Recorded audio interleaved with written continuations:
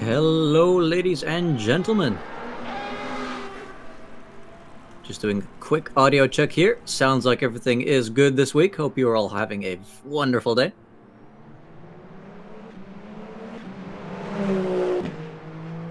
Now, I do believe this is the end of practice, am I right? Yes, you are correct.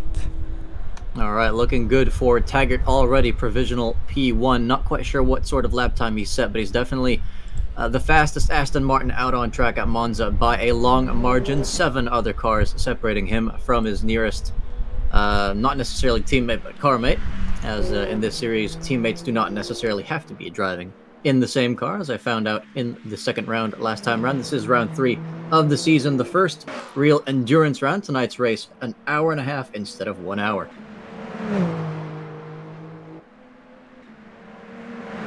Just looking at some of the other drivers' positions as well. Thunder, one of our race winners, that was actually the winner out last time around in Paul Ricard, currently down in 15th position. So either not here today or just hasn't really set a very good lap yet. We'll have to wait and see what he does in qualifying, but definitely high expectations tonight. Could we get a look at our GT3 drivers as well? Because I'm wondering how Jennings is doing coming off of 2 separate wins. It's a 100% win rate so far this season. Also just down in P12, so I'm guessing pretty confident in that car, not doing too much practice. Maybe the practice was all done offline, you never quite know. That's what I'm guessing. Yeah, we are at modern day Monza, still the Temple of Speed, but a couple of chicanes making it a bit more slow than the original track layout. I'm not sure, my fellow commentators, have you guys ever driven the original? Yes, I have, actually. No, I have not. Ooh, okay. Now, I do want to ask you, Favorka, have you driven the original with or without the oval? With the oval. It was last season in Historic Sports Car Championship here at Phoenix. Ooh, that sounds like I missed out on something fun. Yeah, the classic layout is you can do a lot more slipstreaming around there. You're not getting stopped by these pesky chicanes all the time. Of course, it's a layout no longer used. However, if you do pay close attention to the track, you should be able to see that the oval is still there. It's just currently not in use anymore. And right before they go down to the Ascari chicane, you can actually see that little bridge over the track. That is part of the remaining oval. I'm sure we'll see that a couple of times later. Once the qualifying gets underway, we're just now in the break in between practice and the qualifying session.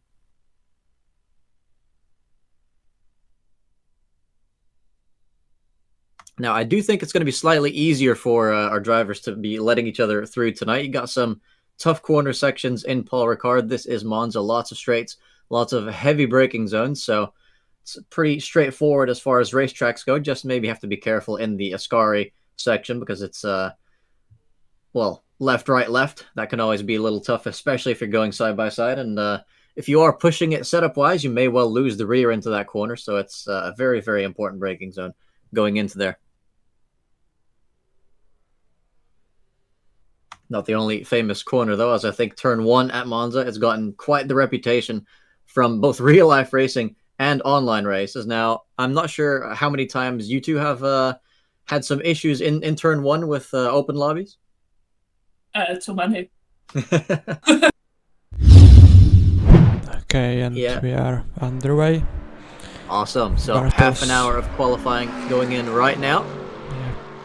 Bartels is the first out on track in his McLaren. Right behind him, the fourth driver, maybe Linus. No, Linus is further behind. Yeah, I'm glad we could see the track map just so you can get a good idea of how many cars are out on track already. If we can maybe take the hypercars off the screen on the top left as well, because we are only going to be seeing GT3s for the next 15 minutes. The quali split into 2 halves, the hypercars getting their chance to shine in the second half of the session. Now, I do wonder how many people are going to be using someone else's slipstream around here. You saw it for those who watch F1 in qualifying earlier for that race as well. Not everyone was doing it, but if you have an opportunity and a long straight in front of you, It is quite a nifty strategy indeed, and you can just see there the brakes on that Ford Mustang getting quite warm indeed, but yeah, it's looking quite stable through there so far. Yeah, I think we will see like a lot of slipstreams. I hope it's not gonna end up as F1 in Monza, like they're all going out at the same time and then it's all punched out and it's a mess.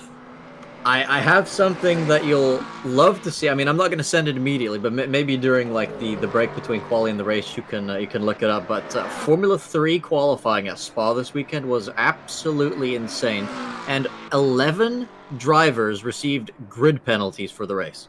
Yeah, I did saw that actually. I was like, I haven't seen the F3 free qualifying completely, but I did saw there was like 11 penalties. I was like, what happened? Yeah, it was a severe case of some drivers slowing down because they didn't want to be the only one without slipstream.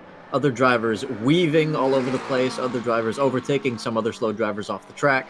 There was even someone who crashed into two separate people. So it was just absolute chaos. Well, I hope we're not getting something like that here. Yeah, so far it seems like everyone's got themselves a nice little bit of space, except for maybe in turn one, a bit of cars bunched up there. But you can definitely see Bartel's in clean air. Sometimes it's the way to go. You don't always want slipstream because especially if your car's a bit unstable in the corners, that dirty air could well mess up your entire corner exit and the rest of your straight line speed with it. The first laps yet to come in. They're all on their first flying laps pretty much, including Jennings as well. So looking forward to seeing if that's going to be a pole position or simply somewhere in the top 5. Either way, probably a good enough spot to compete from, especially around a track like this. I think overtaking not the most difficult thing around the Temple of Speed. Well, I only wonder how it's going to end up with traffic if we have the race and all the hypercars on track as well, because it's not a very long track, so I think there's going to be a lot of overtaking from the hypercars. Yeah, I'd have to expect so as well. It's I mean, I did mention it earlier. They have plenty of opportunities to let each other through around here, except maybe once you get to Ascari, that's the most dodgy section of the track for that kind of situation. Really, if this was at Classic Monza, I think the lapping would be completely flawless. It's just such a good track for slipstreaming past people that it's really not even something you probably even have to think about. But of course, with all the heavy braking zones here, that isn't exactly the same story, as I think Bartels might have gone into the gravel there. We saw a little puff of smoke in front of the Ford driver. I think so, yeah. And Bartels currently in second place, won't be improving anytime soon. Yeah, because there's only one car in front of Franitech, and that's Bartels, so... Oh, he is actually still out on track, though, so he didn't completely beach the car. Might have just been a bit of an excursion with the right-hand tires. Yeah, I think which I can't imagine would improve your lap time. Quite common around this track. Sometimes tip a wheel to the gravel traps that are really close to the track. So I think. And how much time do you think that costs them towards turn 2? I didn't see it, but could be just a tenth, but could be half a second. Depends. Yeah, that's absolutely true. I think. I mean, you can assume worst case scenario if you've really dipped both wheels into it, but if you get still decent momentum out of the corner, which isn't always easy to do in a corner as sharp as turn 1 around here, you can definitely still salvage a lap. But well, I'm not sure how strict the track limits are in this game. Of course, I still haven't experimented with it, but either way, if you, I do feel like it's a bit annoying when racing series start to enforce track limits, even though you've like lost time on gravel. I mean, that gravel is there for a reason. If you've touched it, it's done its job. Yeah, I think LMU has done this quite good. Because I don't know, you said you didn't drive much in LMU, but I think it has a great system. Ooh, meanwhile, Franacek has now been dethroned by Weed. It's less than a tenth of a second. Very, very tight here after 5 minutes of qualifying, but he continues on clearly that car fueled for several laps of running. Jennings currently down in P6, so not an ideal start to qualifying. Of course, this is a very different track from Paul Ricard. Still long straights, but really straight line speed is more king around this track than I think it is at a track like the French one that we drove at last time. And if you do... It's a very setup dependent track as well. If you do not have a good setup, a good straight line speed, no matter how good you drive, you will not be getting a good position around this track. So the cars that favor straight line speed should be doing well at here at the very least. Oh, and as I say that, Jennings now actually does shoot up to provisional pole, 2/10 ahead of Weed. Yeah, that must have been quite a good lap from Jennings. Yeah, that's the first one into the 49s, first sub 50 of the evening that we've seen. You can see all 4 brakes on that car lit up as they braked for turn 1. Yeah, it's always interesting to just see how hot those brakes can get. You'd think that they might overheat, but as long as you've not closed the brake ducts too much, they cool off a surprisingly big amount by the time you get to the next braking zone. Once again, going purple in the first sector, 2.5 tenths up on that time. Jennings showing no sign of slowing down. Though Weed with a purple second sector looks to be improving as well. But will it be enough to bridge a what could be 4/10 gap if Jennings completes this lap with no further time losses or gains?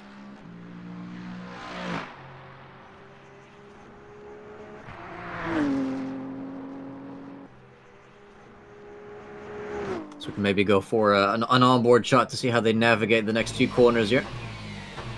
This is what I've been talking about. Ascari taking the inside curb here, kind of avoiding the curb on the right. There are little extra bumps there that you really don't want to touch too much. And now just hunting for some slipstream, although it's just, I think the distance too big to benefit from that at all. Yeah, that distance looks quite big, so I don't think he will get a slipstream from there. Yeah, I've heard some people say a figure of you can be around 2 seconds behind someone and still get slipstream. From my experience in other sim racing games, once you're more than 7 to 8 tenths behind someone, it kind of becomes negligible. So if you're about 5 or 6 tenths behind someone, you could definitely expect to start catching them. As Jennings now catching that even better time at 1:49.6 now, 4 tenths ahead of Weed, who doesn't appear to have improved on their previous lap. So that stays 4 tenths back, but in second, no, nonetheless. Quite a diverse range of cars as well. In the top 6, it's a different car every single position. A Beamer leading, followed by a Porsche, Ford, McLaren, Mercedes, and a Lexus as well. Just maybe some sad news for the Corvette fans. The fastest Corvette currently down in 9th position.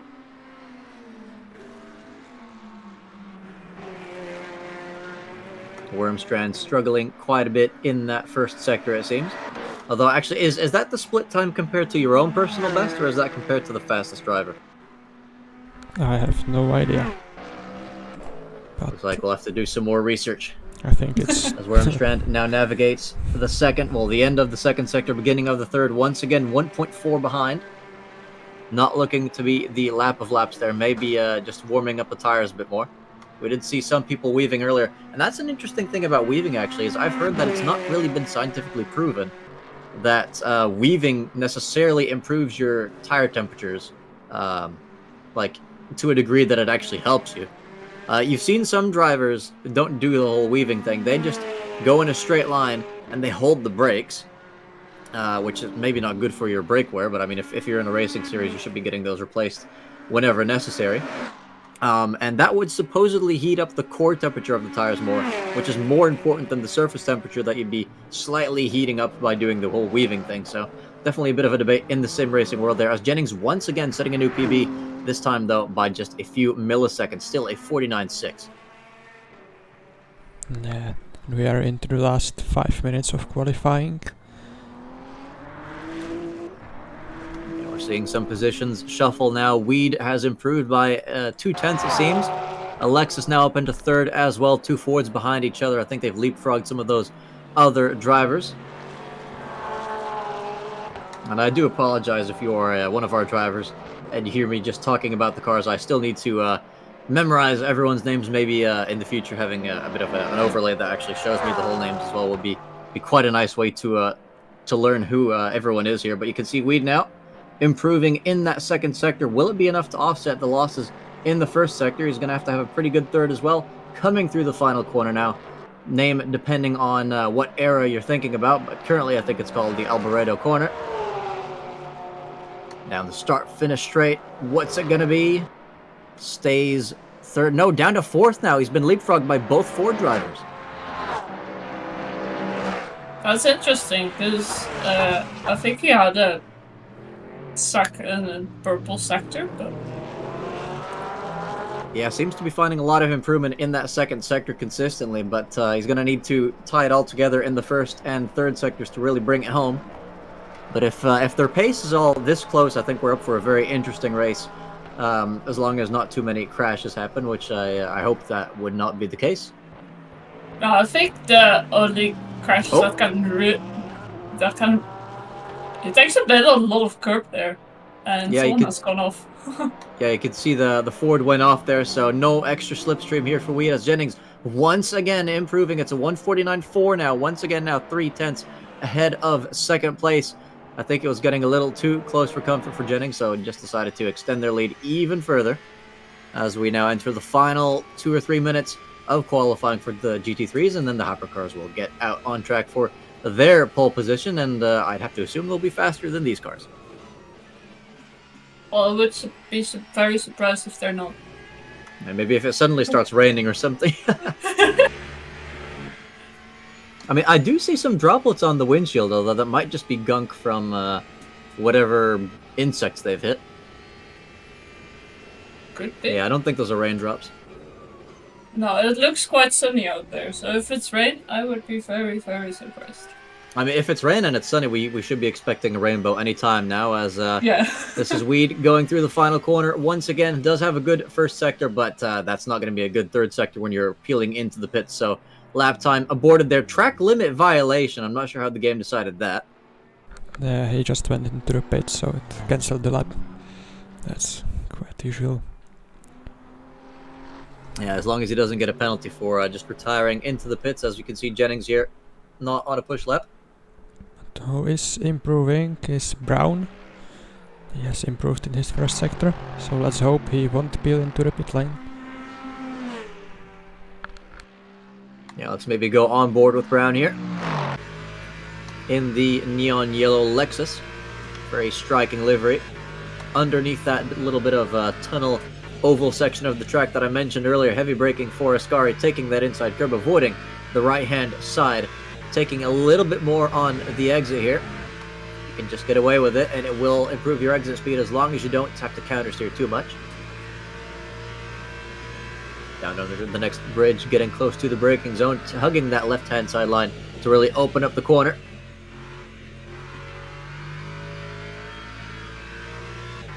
Using every bit of the track here on the outside. Cutting back to the inside now for the final stretch before the end of qualifying for Brown. And it's P6. Does not improve in that final sector, but overall it is a slight improvement. Just less than a tenth in every single sector. Just goes to show how consistent some of these drivers are. Shibora stays in 12th despite their best efforts as well. I think he improved actually from P14. 2 places up. Oh, hey. Wait. Oh, I was confused because there's a Shibora in P14 and in P12. It's another battle of the siblings here. Well, I think they also have one other sibling, and they're in the hypercar class. If I'm not mistaken. Yes, I saw that as well. Could you imagine a whole league with just siblings?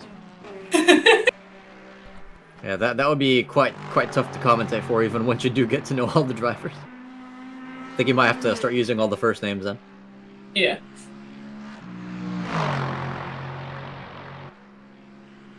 We have the hypercars. You can see them on the mini-map starting to get out of the pits now. On their outlaps. As the final GT cars finish their session. You can see Brown still pushing, still within a tenth in every sector. Not finding any major improvements or making any major mistakes. That's good consistency for the race, but will that P6 pace be enough to gain any positions?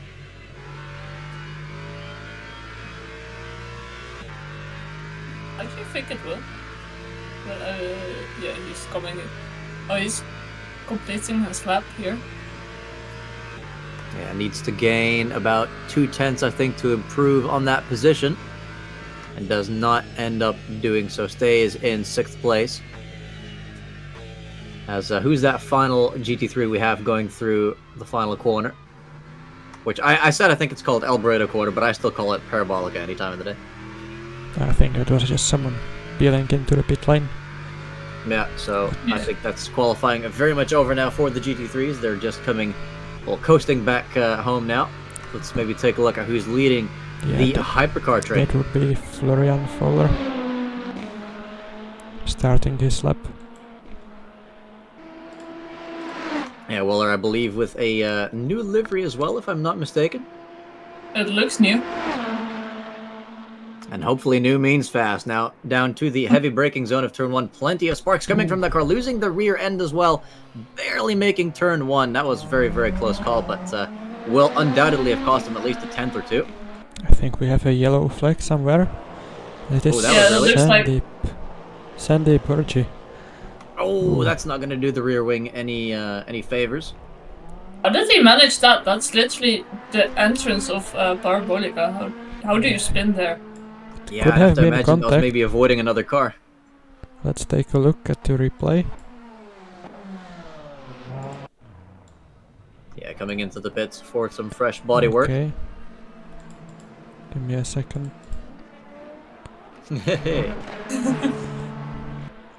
Okay, and...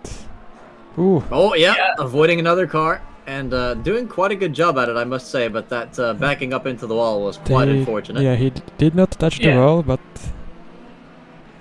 when recovering the car back on track, he accidentally did. Yep.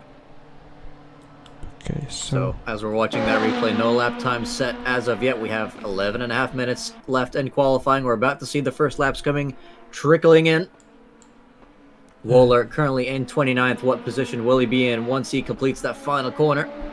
Will it be P1?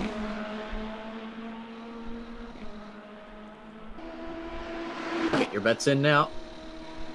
As yes, it very much is P1 with a purple sector 3 as well. The fact that he only had a purple sector 3 though means that the cars behind him are already driving slightly faster, so expect to see that lap time being beaten. Taggart there beating Wohler by just 3 milliseconds over the entire lap, so that is tremendously close. I hope they can stay that close throughout the race, because that would be an amazing battle to look at. As Peterson now starting a lap as well, but I don't think setting anything valid on the outlap.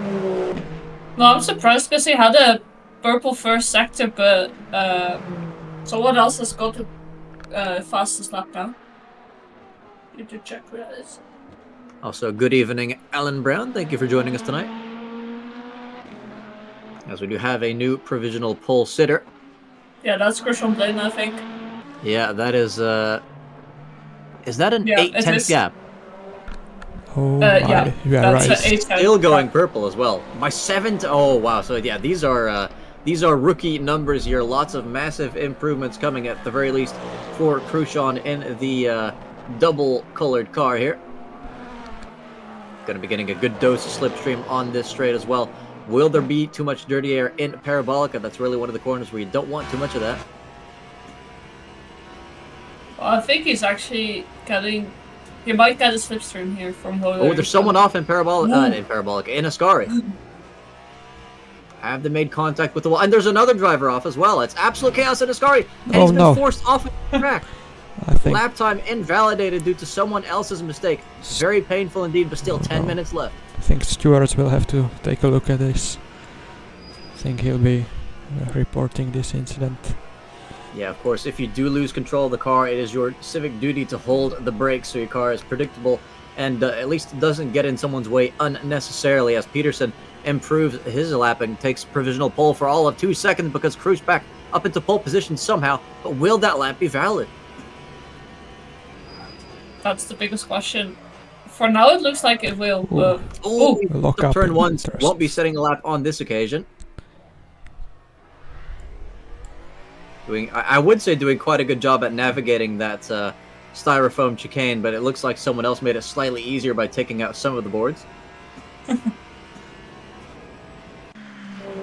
Well, maybe they should just have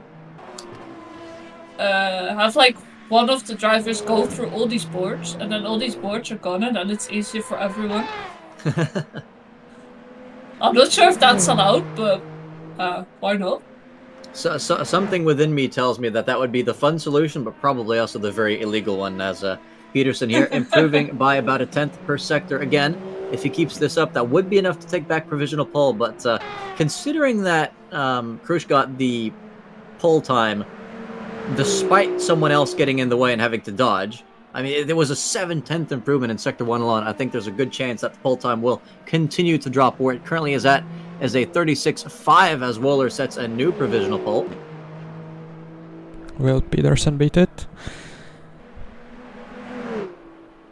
No. No, comes in right behind, just less than a tenth of a second separating the two. It's very, very unpredictable here this session. I couldn't tell you with certainty who's going to end up on pole. I mean, we do have Krush with a really, really good pace. You saw that mistake into turn 1. If you make that kind of mistake consistently, it's going to be hard to beat the rest of your opponents. You can see a bunch of cars bunched up around the Lesmos as well. I think one of them might have just let someone through or has crashed. I'm not entirely sure. I think someone has let someone through, because there wasn't a yellow sign, so far as I could see. Yeah, might just be hoping that that little act of generosity will net them an extra lap of slipstream on the next tour around the track. But you can see quite a few Cadillacs in the top 5. It's 3 out of 5. That is quite the strong record there. All within 3/10 of the provisional pole time. So it's looking like it'll be quite an exciting evening for the hypercars tonight. Again, race is an hour and a half long. That is 50% longer than the previous hour-long races. So either it's going to be plenty of action tonight or a little bit of extra time to take a nap if all the action dies down. I'm confused. Valthunder and Perry are still in the pits. I think They they haven't said a single time. Yeah, I think they are not attending this round. Yeah, that is Well, quite it's a shame. unfortunate. Valthunder, the winner last time out for the hypercars. But at the very least, I think we won't be lacking any competition considering how close these times are. You can see Andrew Taggart now beating Peterson. It seems like they're fierce rivals this season by just 5 milliseconds, both within a single tenth of provisional pole. Still, though, 6 minutes left to go in this qualifying session. Anyone of, let's say, I can't even limit it to anyone because look how close they are. The entire top 10 within half a second. I mean, just getting slipstream from one car is basically the difference with that. Nia could get pole just with a really good slipstream. Not sure anyone is really willing to give slipstreams, but at the moment they are all bunched up in the first chicane again, and there's a yellow there as well. Yeah, see, if you're, it's not too serious there. Yeah, I mean, the thing is as well, like sometimes people are just going to give unintentional slipstreams. Maybe you're trying to get as many laps in as possible, and you don't want to stop. And if someone's behind you, then so be it. Some people aren't going to give freebies like that, and they will sacrifice their own lap to make sure someone else doesn't get their slipstream. But yeah, we'll have to see what kind of strategy pays off in the end, as we can once again see a driver, Taggart in this case, navigating Ascari quite cleanly. You can see using quite a few inputs there on that wheel. Clearly not a controller driver. 300 kilometers per hour before the braking zone into Parabolica. Just opening the steering ever so slightly till he's ushered the car into the edge of the track, then cuts back to the inside, scrubbing the tires a little bit, but taking the shorter line, and takes provisional pole by exactly 1/10 of a second. Now a 1:36.4 to beat.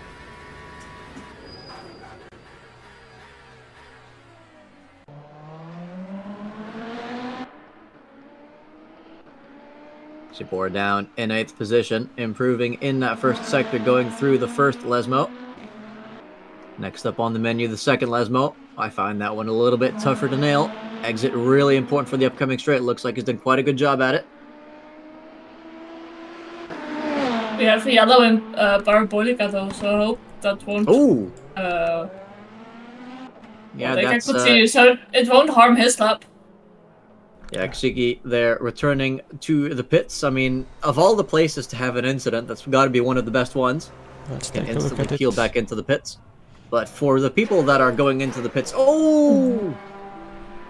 Okay, yeah, that's a replay. I was thinking that was another live shot. No, but that's a big Ooh. hit. Yeah, that's a Leclerc crash right there. I'm pretty sure I've seen that in that exact same corner.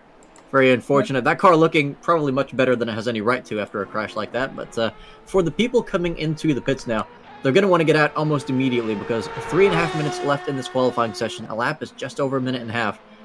Well, it'll be very, very tight for time at this point as Andrew continues to try and improve, but so far not finding any extra successes in the first two sectors.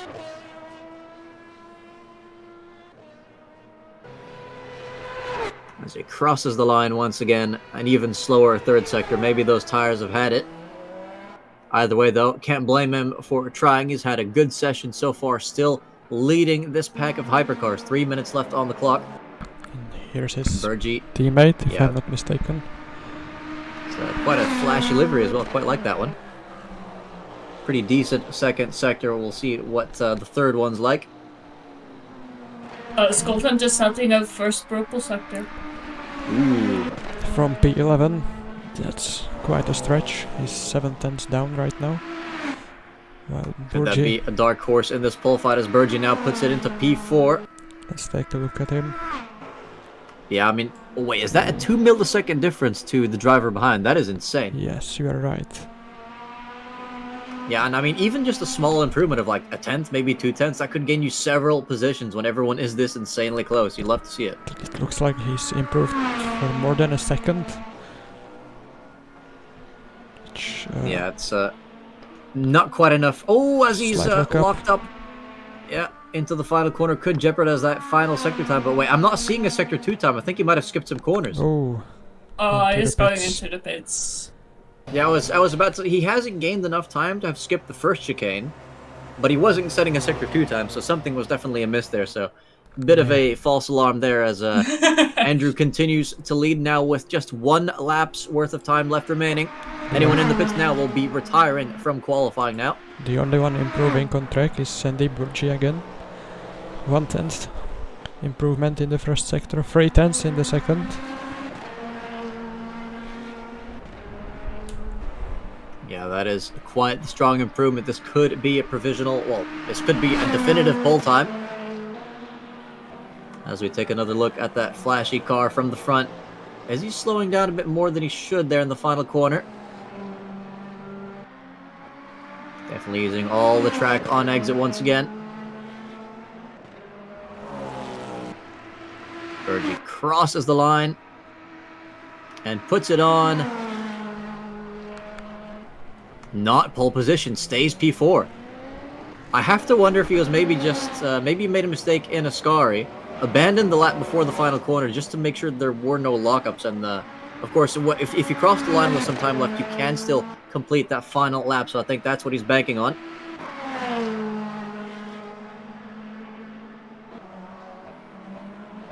As one of the two Wars is now in the pits, so his qualifying's come to an end. There's another driver just looking at his colleagues at the second chicane. Sandeep did not improve in the first sector, but who is improving is Florian Voller. Can he get pole? I think Burgi's still in it as well. Needs just an improvement of about 2 tenths. Has to find a 10th per sector left on this lap. Not a great second sector from Wohler, though. It's going to be a miraculous final few corners to take pole now.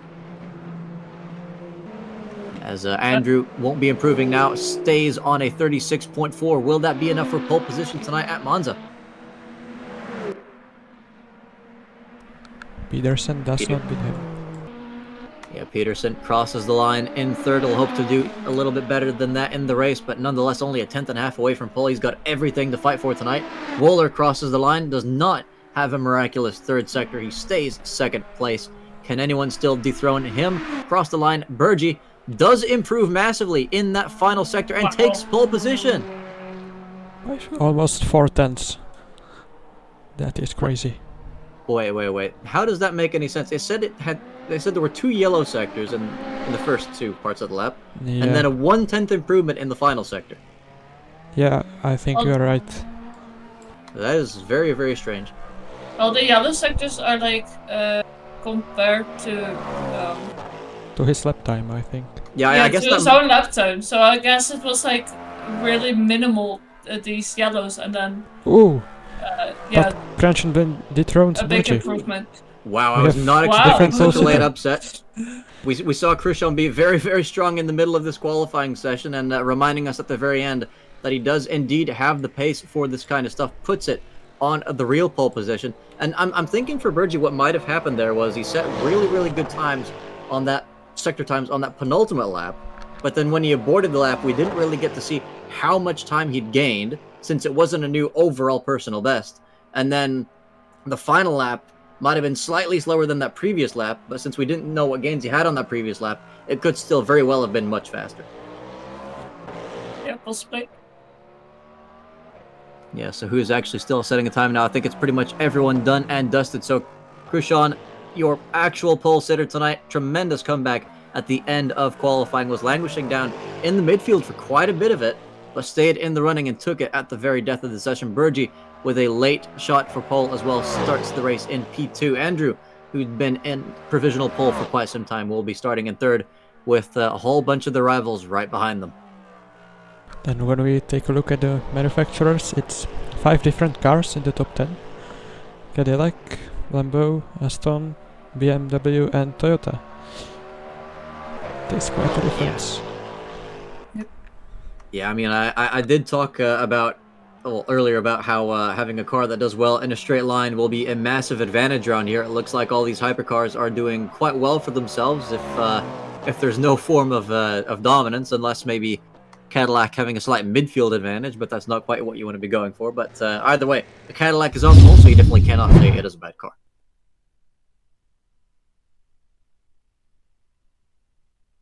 Ooh, and we do have Perry in the chat. Says he got a quali ban for some shenanigans in last week's race, kissing a GT3, and the double right-hander is against the rules.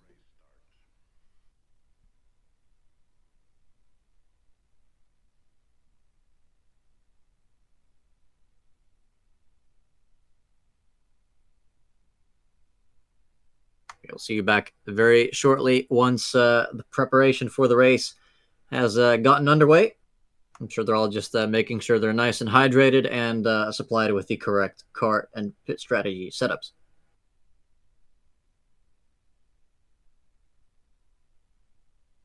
If they have a quali ban, they can still race, right? Yeah. Yes. They just can't They'll go just out be- of the pits in quali session. Yeah. So they'll be starting from the back of the grid.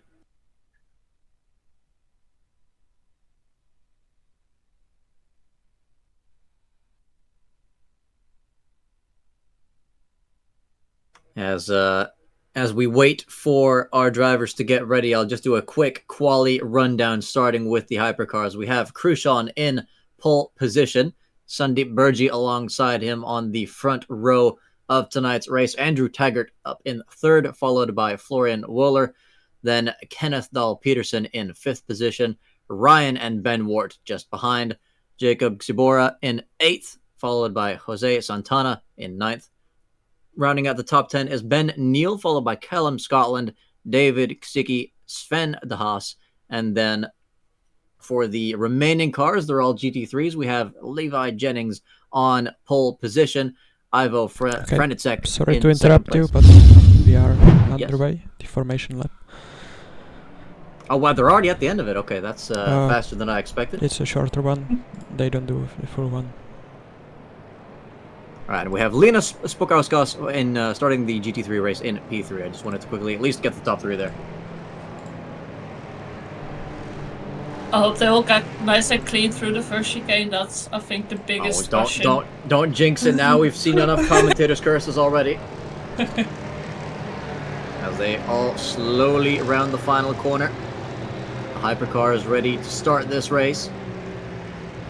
GT cars will have to wait just a little bit. Krushan with that crucial inside line into turn one. Green flag, green flag. And they're all going full speed ahead. The race is underway. You can see a great start for Krushan. Burgi already side by side with could be two other cars into turn one. They already make some slight contact behind. Looks like they've all settled on the straight bit. Will they do the same for the braking zone? There is a bit of contact there as they go 3 wide through the chicane, taking a lot of curb, but so far no major deaths as people are disappearing from the screen. Looks like that's a false alarm, though. Everyone has managed to survive turn 1. This is not an open lobby professional racing. You love to see it. Burgi, though, under pressure from Waller into the second chicane. Waller having a look, does not decide to dive bomb, though. You can see Burgi went a bit deep, does get compromised on exit, giving Waller a really good run, has to defend severely. I think they might have touched. But Waller just can't send it into the first Lesmo, so Burgi holding on for dear life, doing an absolute service for Krushan in front. He's already got a 2.5 second lead. Pedersen has lost a lot of places. Oh yeah, something's He's down happened to in him. 8. I think he might have rear wing damage as he's getting overtaken now by GT3s. Oh, you're right. Yeah, he is missing his rear wing. So a dramatic start for Peterson, not what he would have wanted. Now behind all other cars in this race. Will be coming into the pits for some lengthy repairs as well. The exact opposite is for Kenzo Kranchenblind. He has a great start, already a 2-second gap to Burgi behind. Yeah, I mean, you really couldn't want a more perfect start than that. Just enough chaos to not cause any sort of safety car. And just enough to get a really, really good gap as well. So Waller still putting pressure on Burgi for second place. We'll see if there's enough slipstream to try anything into turn 1. Doesn't quite seem like there is just at this moment. But they're all still within each other's slipstream. No major mistakes yet from these guys. Oh, yellow flags. Oh yeah, someone's off in Parabolica. So that is Jacob again.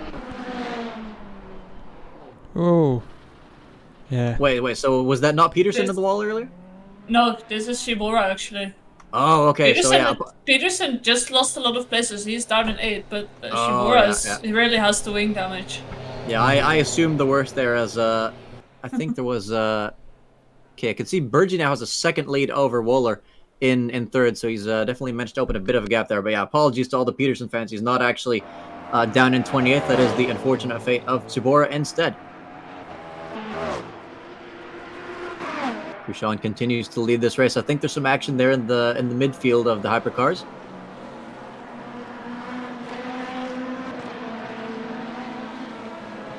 If we could maybe go 4 cars down here. Yeah, I think that's the worst siblings.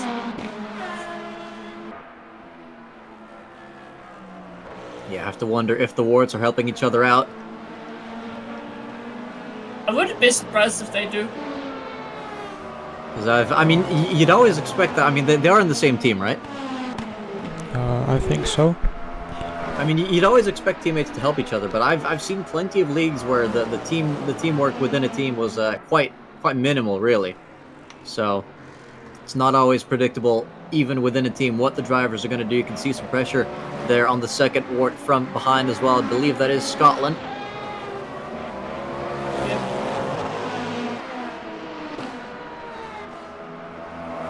Seems like Krushan in P1 has got that gap down quite consistently. It's just over 2 seconds.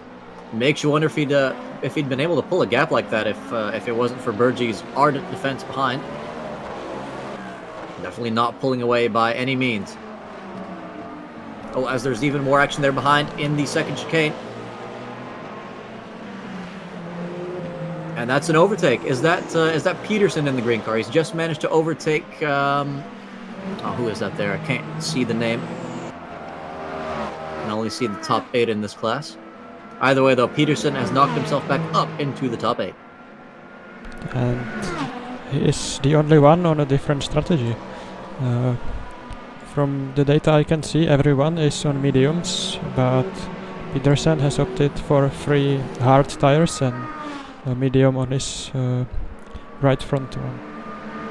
Fascinating. So he shouldn't really be suffering from too much tire wear at the very least. Might be lacking a bit of pace early on, though, as hard tires won't be quite as grippy as the mediums. You can see the car behind there very, very much in the slipstream, having a good chance into turn 1. May well even get the move done before. We'll have to wait and see who has the better straight line speed on board now with Siki. It was, in fact, this car that he overtook for P8. Could well be re-overtaken again. Siki looking down to that inside line, side by side into the braking zone for the first corner. And they stay side by side for the middle part of that chicane. Who has the better exit? It's not Ksiki.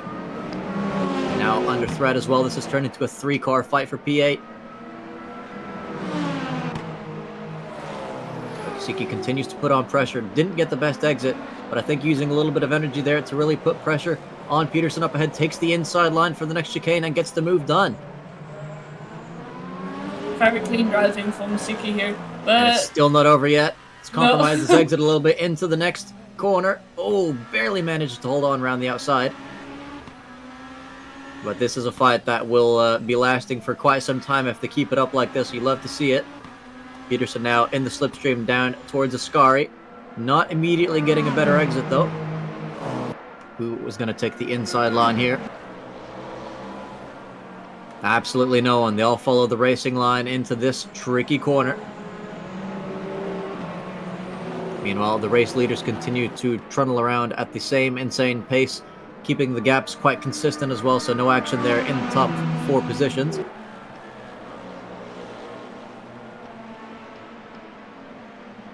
I feel like Peterson might try it again in the first chicane.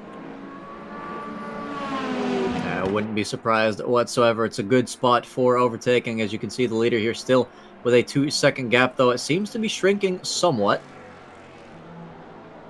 Might just be strategy here from Cruchon to race a little bit conservatively, maybe save some fuel.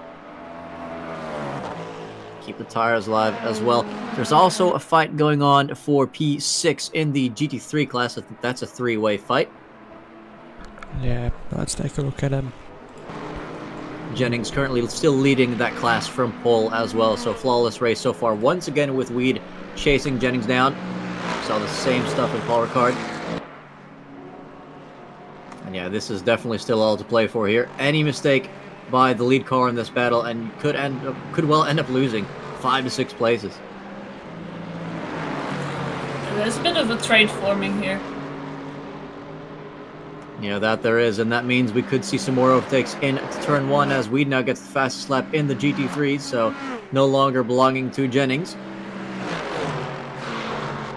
Mercedes looking to the inside, looking to the outside. Could he try another switchback? No, commits to the outside, and just behind as well, an overtake from the Mercedes, from the Ford on the McLaren, rather. Quite a clean move indeed. I think that was Franicek.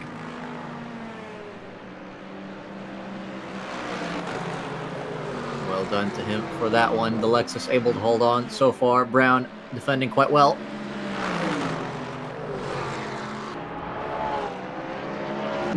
There was a yellow in. Hold on, there's go to Peterson. Go to Peterson.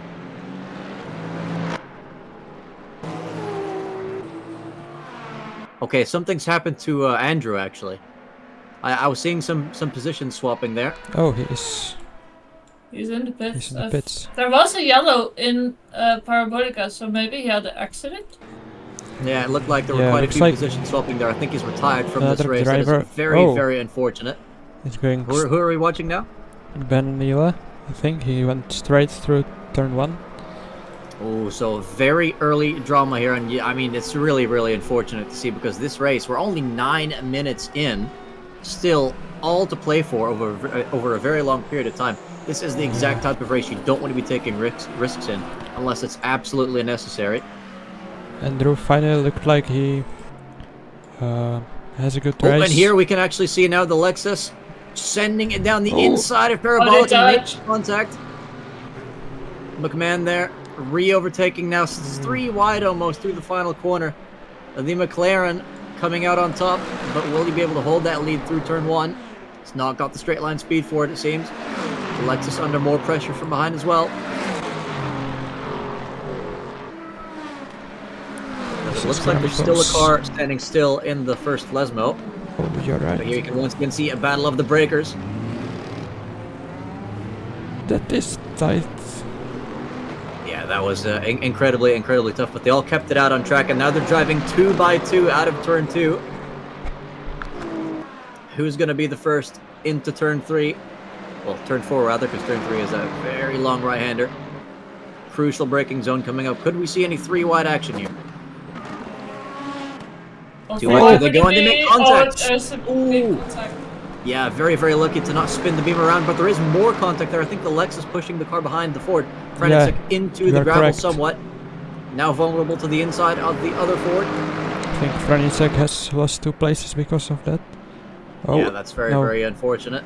But they're all still in this fight, especially if these 3 up ahead continue to battle. You can see a very good exit for the Lexus driver now, putting pressure on the Beamer of Tsubora. But looks like he's bump drafting him. So maybe a little bit of strategy going on there. Still letting his presence be known, though, looking to that inside line, cutting a little bit of the entry corner, avoiding any understeer. It's quite funny, actually. I think people are going through that corner more carefully and qualifying than they were during the race. Meanwhile, the race lead for Hypercar, I don't want to check that out at the moment, but it is only 1.3 seconds now, so that lead has shrunk quite significantly. Peterson up into 6th position as well, under pressure from a fellow Toyota behind. And you can see here they're getting lapped by the Hypercar leader now. So this is an absolutely massive gaggle of cars going down the main straight. You can see on the minimap, half of the grid is right here. And Hypercars are there as well. Yeah, this is going to be tough for Berger and Waller, because they have a whole field of GT3 cars in front of them, but they're all battling for position. Yeah, Cruchon really caught them at the perfect point in time. It's they can all get out of the way on the straights, but once you get into that really tight chicane, they all kind of converge into one line, and if you are the Hypercar behind, there's simply no way to get through there without losing a significant chunk of time. So the gap to the leader is now once again 2 seconds in the Hypercar division. The GT3 fight, though, continues on. The Lexus driver once again getting the better exit out of that chicane. Will he send it into the first Lesmo? He has the opportunity to. He does. He does. He absolutely does. And he's managed to get the move to stick. Can he keep this position into Ascari? And I think he very much can, because that was not a good second Lesmo from Tsubora. So lost the position there, but fought it fair and square. Holding that inside line, though. Is there more pressure from behind? Ooh, it's a Hypercar just weaving through the traffic. Yeah, of course, if you are massively involved in a lower class fight, you may well end up forgetting that there are people behind that will be very impatient to lap you. As I think pretty much anyone in a Hypercar would be. Well, there are some blue flags showing on the small screens on the side of the tracks. So. Yeah, but if you're staring at your opponent's bumper and all your focus is there, you won't be looking at those tiny few pixels.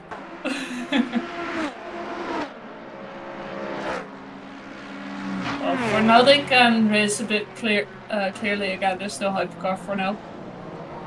Yeah, just some more in the distance there. Oh, as I think that might have been some minor contact or maybe some desync. Even I'm not entirely sure. It is lagging a little bit. You can see Wormstrand putting pressure on a Toyota up in front, or is that no? That's a Lexus. Sorry. That's a Lexus. That's Elico in front of him. This is battle for P4. Oh, and that was 3 wide with a lapping Hypercar. Very, very risky stuff, but they're side by side now coming into the next chicane. Wormstrand coming out on top for now. It's quite a nice car, that Corvette. It's not the worst car to be staring at the rear of. You can see Hypercar does not want to be doing any of that. Just passing them both in the Lesmo section. And Cruchon, after losing about a second earlier, seems to have really stabilized that gap against, once again, about 2.5 seconds. Yeah, I think it was mostly because of these GT3 cars. Like, he had them on a very, very annoying spot. Now, for those just now joining us, we have already had at least one retirement in the Hypercar class. We've unfortunately lost Andrew Taggart, who had a pretty good start to the race tonight. An early, well, what we think was a crash has ended up sending him to the pit lane and out of the race for this evening. Oh, actually, he's been in chat. We didn't notice him. His PC crashed, so that's why he's out of the race.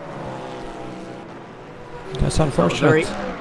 Yeah, that's some soul-crushing stuff at the beginning of an endurance race. So thank you for popping in to enlighten us, Maverick. I hope you do enjoy the stream, maybe for your teammates' sake. as they all pile drive down into turn 1 again. There's more lapping action. You can see GT3 is struggling to get out of the way in the middle of a battle as well. Who are those two behind them fighting? I think there was a yellow car back there. Oh, that must have been Franicek. Ooh, Yeah, the two Silence Fords goes once again wide. dueling. And who is that flying off the track? It's Zaboglo. Yeah. Getting overtaken. That is a position loss there. One of the Beamers overtaking him by taking turn 1 cleanly. Someone asking what the qualifying pace was in LMGT3. We have the screenshot right here. I'll quickly pull it up. Yes, so Levi Jennings' pole position time in the LMGT3 was a 149.430, with several drivers close behind with a 49.7. The pace Yeah, setter. so far go the ahead. top 3 in the LMGT3 hasn't changed. Yeah, which I'm sure that's maybe to the frustration of the two who are not in the lead, because if you're just staring at the back of someone for so long and you don't see them making any mistakes, that's not going to be giving you a whole lot of hope for the rest of the race, which admittedly is still quite lengthy. There's still an hour and 13 minutes left to go. Anything could happen. We'll be seeing people's strategies. Maybe some of those will fail, some of those won't. Anything could still happen off and on the track. I think we But might yeah, have that a gap. fight for P2. As Florian Fuller Yes, we is do. catching Burgi. Yes. Yeah, that gap now to the leader, 3.5 seconds. So Burgi, I think, maybe losing a little bit of pace there. They have a massive clear track in front of them as well, because the rest is all still on the main straight. You can see Burgi I'm just coming going a to little the- deeper into that previous corner, maybe struggling with that front end a little bit.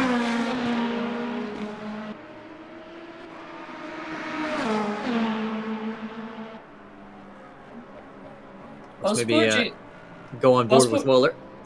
yeah, was Burgi allowed to repair his car after the spin he had in qualifying? Yeah, I think so.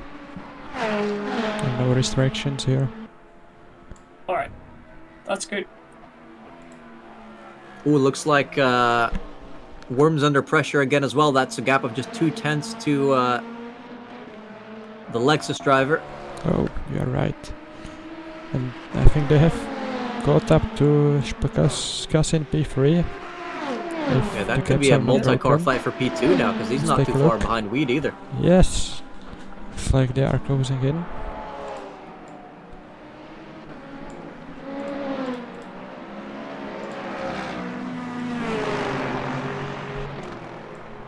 As that's plenty of slipstream here for, is this Elico and the Lexus, yeah? Yes, Yeah. it is. Yeah, but doesn't really seem to have the straight line speed despite a really, really good exit. Gains a little bit of time on corner entry into Parabolica, stays very, very close. Dirty are not an issue for that car in this part of the track. But of course, Wormstrand does have slipstream as well into turn 1. Will the double slipstream do anything for Elico here? Does not look like it. Yeah, it'll have to be a battle fought on the brakes if there's any overtakes in turn 1 on this occasion.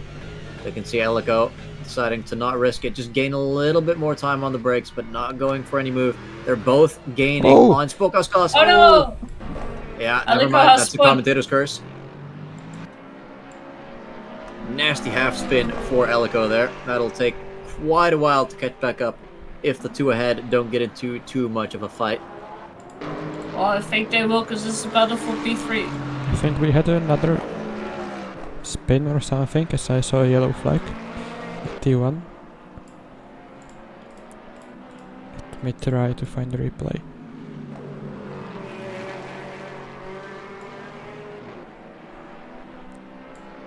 In the meantime, we have Wormstrand catching up to Spakaskas. Okay, so it looks like it was Bartels who spun. Ooh, Ooh. Yeah, maybe he did. even a slight touch. Let's look at it. Yeah, again. minor contact there after the spin. Oh, and you can see a lot of those styrofoam or polystyrene or whatever the heck they are boards in turn 1 very much falling victim to the driver's misfortunes. Yeah. We took one with him.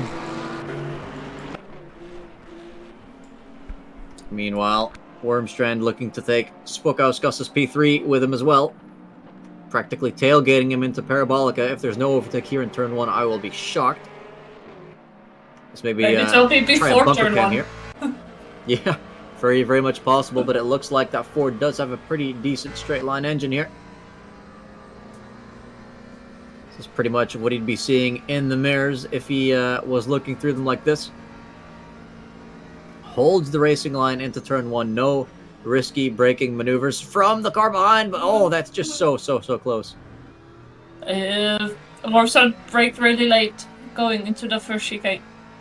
Yeah, very much trusting the braking performance of that car. Now, you have to take in mind as well, if you are a car on the brakes right behind someone else, your braking performance won't be as ideal as it usually is because you have less resistance from the air in front of you, which means your braking will be slightly worse than it typically is. There's always something to really take into account when racing in the braking zones like that, and something which unfortunately causes a lot of incidents between drivers as well.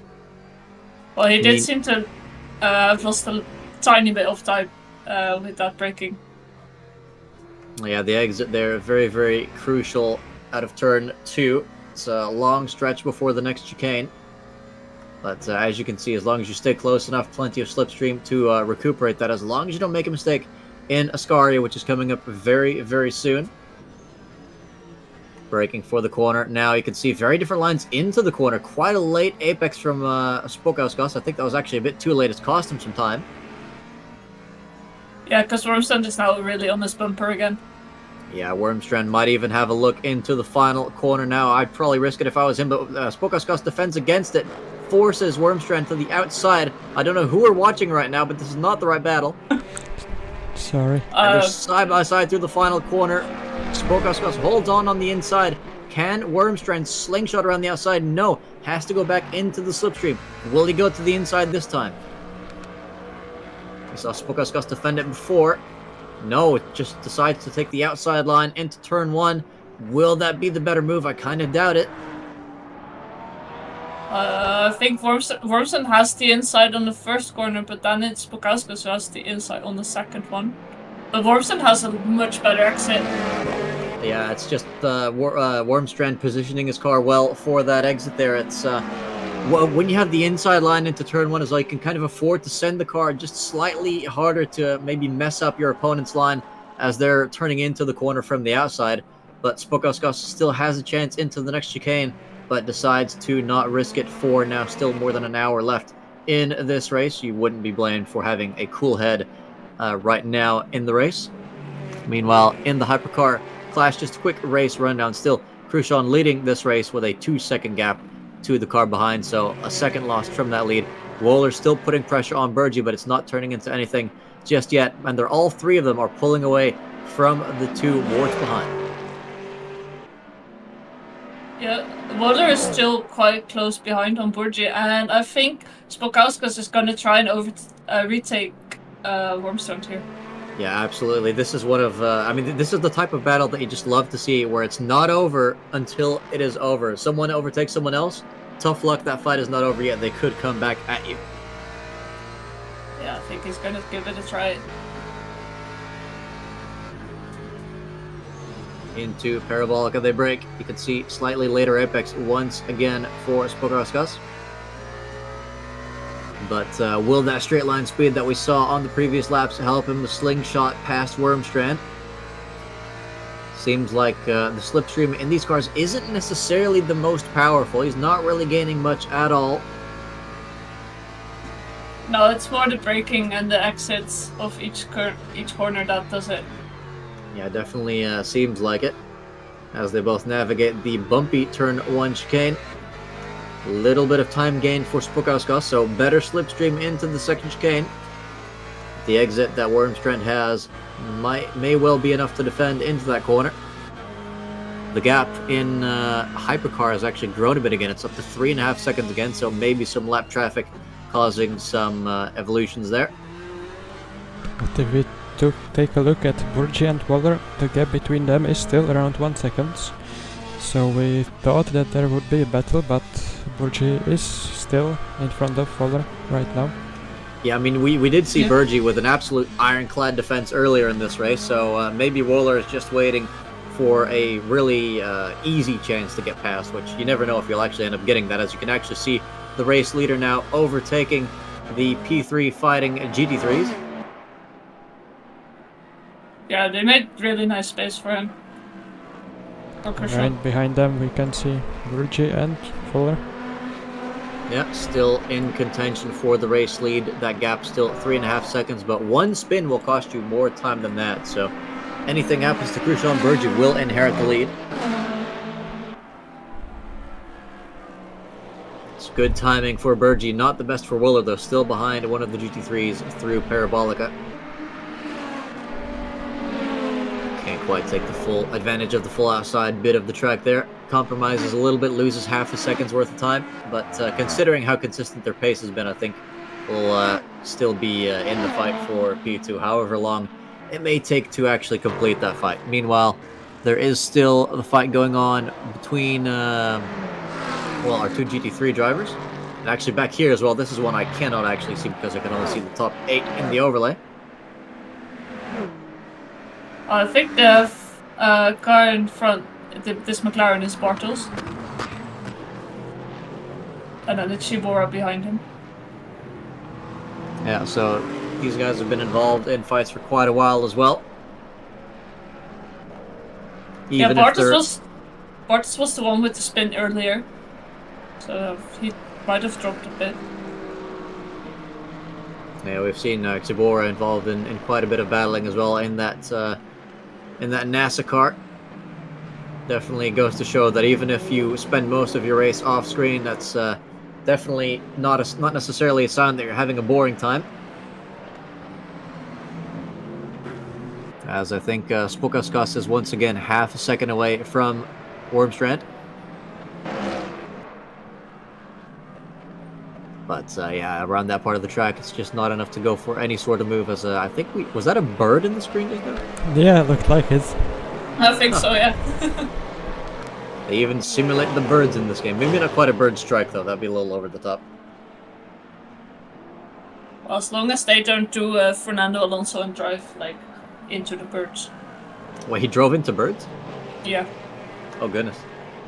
I think like 2 at the same time. if I recall correctly.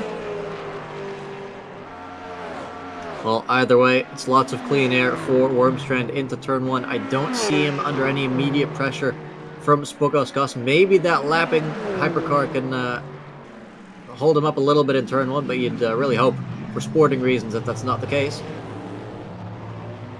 Spokoskas gaining a lot of the brakes again. Oh, and actually, let's go quickly to Wohler. He's only 2/10 behind Burgi. 1/10. Oh, almost had a look into, I think that was, yes, the first Lesmo. So not sure what's happened here, but Burgi's suddenly under a lot more pressure than he's been in almost all race except for the start. It looks like Wohler maybe seeing that gap growing to the leader and thinking he's spent enough time losing time here. Yeah, he has lost half a second last lap. Could be traffic, but also a lockup. Ooh, a lockup. We see another one here. Yeah. Too many of those and your tires will be screaming for an early pit stop. Or maybe that's his plan. Go for undercut. Yeah, we'll have to see. I do wonder how powerful the undercut is around here, but we've done half an hour of racing so far. No pit stops for tires just yet.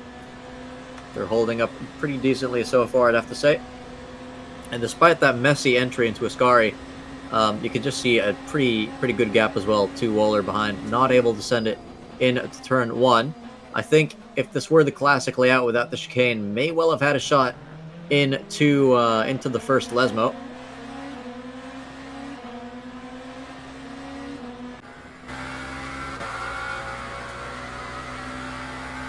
As we're now on board with Burgi. Is Wohler flashing his lights at some... Was that a car off track, or am I seeing things on the minimap there? I think, yeah, the map is quite broken. That is unfortunate. And you can see 2 cars stuck on the last straight, which they are definitely not there.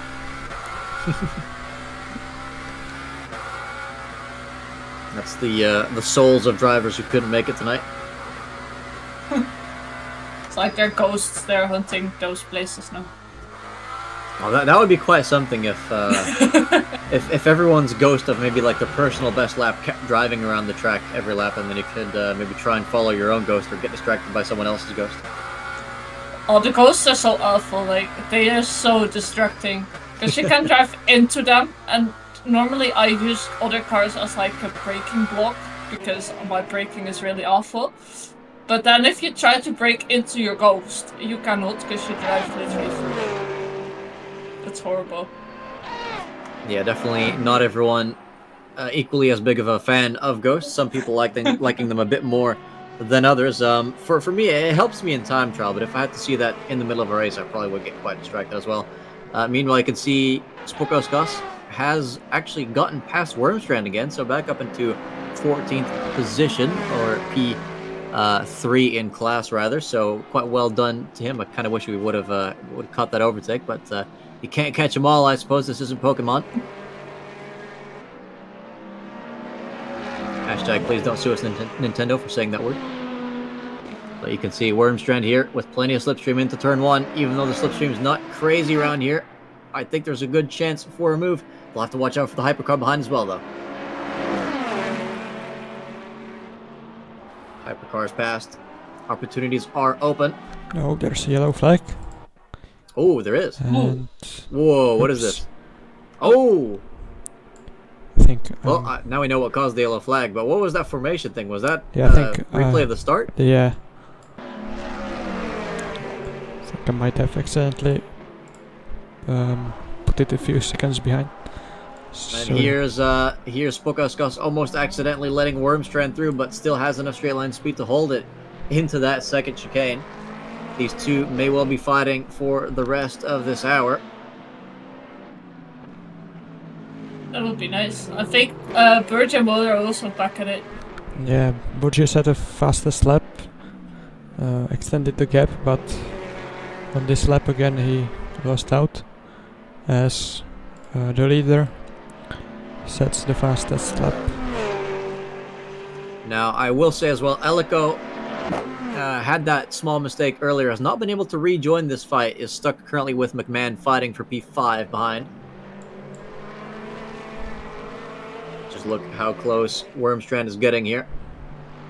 And you can see these two. I mean, if the two ahead do anything stupid or silly, this could turn into a 4-car fight for P3 in class, so that would actually make things very, very interesting, but we'll have to wait and see how that pans out. Elico not quite able to close that gap, at least based on what we've seen so far. Meanwhile, Wohler once again 1 second behind Burgi, no longer too much of a threat, at least not for the coming laps at this rate. They are still driving away from the two Warts, however. Peterson, I think, maybe getting slightly closer to the Wart brothers.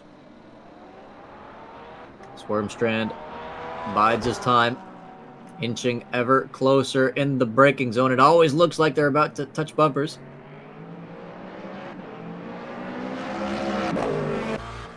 I think Spokoskas has a better exit here, going out of the first chicane.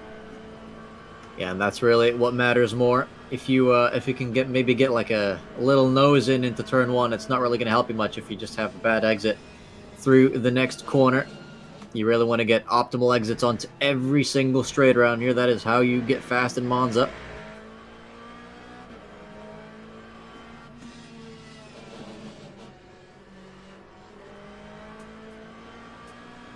Further behind, McMahon almost a second behind Elico now. Finally starting to learn some names here.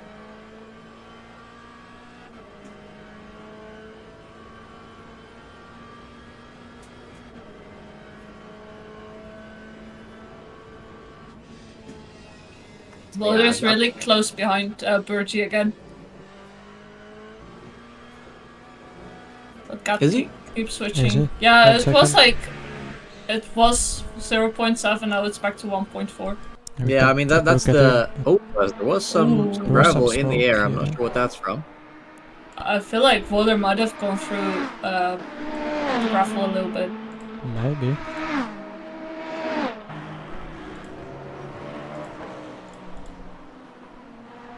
Yeah, it's that is of course the one minor downside to live timing updates is that sometimes if they're going into like a heavy braking zone, it'll suddenly say, "Oh, they're super close," because of course they look like they're super close, but with the acceleration difference, tends to be a bit of a bigger gap than it at first seems.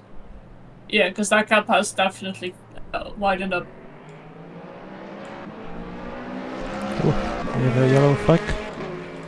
Yeah, there was Somewhere. someone Yeah. had gone off in Ascari. I think Ryan here.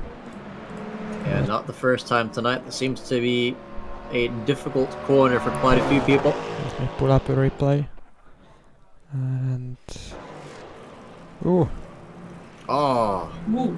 it's a and nasty that's one of the Warp brothers as well. So that Yes, means you're Peterson and his fellow Toyota driver behind have now gained a position. Actually, Well, quite a few people have. That's Santana behind Pedersen. let's take a look at the overtake. Oh yeah, between- never mind. Wart's recovered to P7, so it's just Peterson and Santana. Let's take a look at the overtake between Linus and Emmerich that we have missed. Ooh.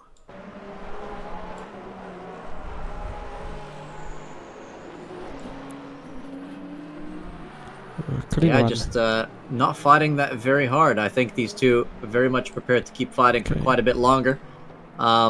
If it's a long race like this, you don't always necessarily want to crush the opposition because that may end up being a very lonely race for you. As I just saw that we've missed the Burgi overtake. Wohler is up into P2 in the hypercars.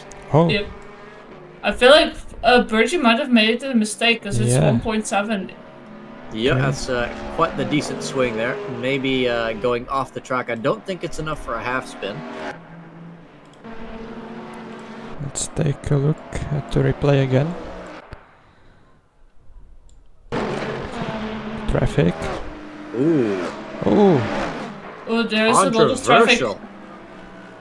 okay. Two GT3 cars deciding to do the exact opposite to get out of the way and costing one of the lead drivers in the hypercars to lose second place. Can Burgi recover that now? It's a fairly decent gap, almost 2 seconds, and it looks like Wohler is pretty much homing in on the race leader now. Burgi may well have been holding him back a bit with the dirty air. I think we might be seeing some pit stops very soon as well because these cars getting pretty low on that energy bar.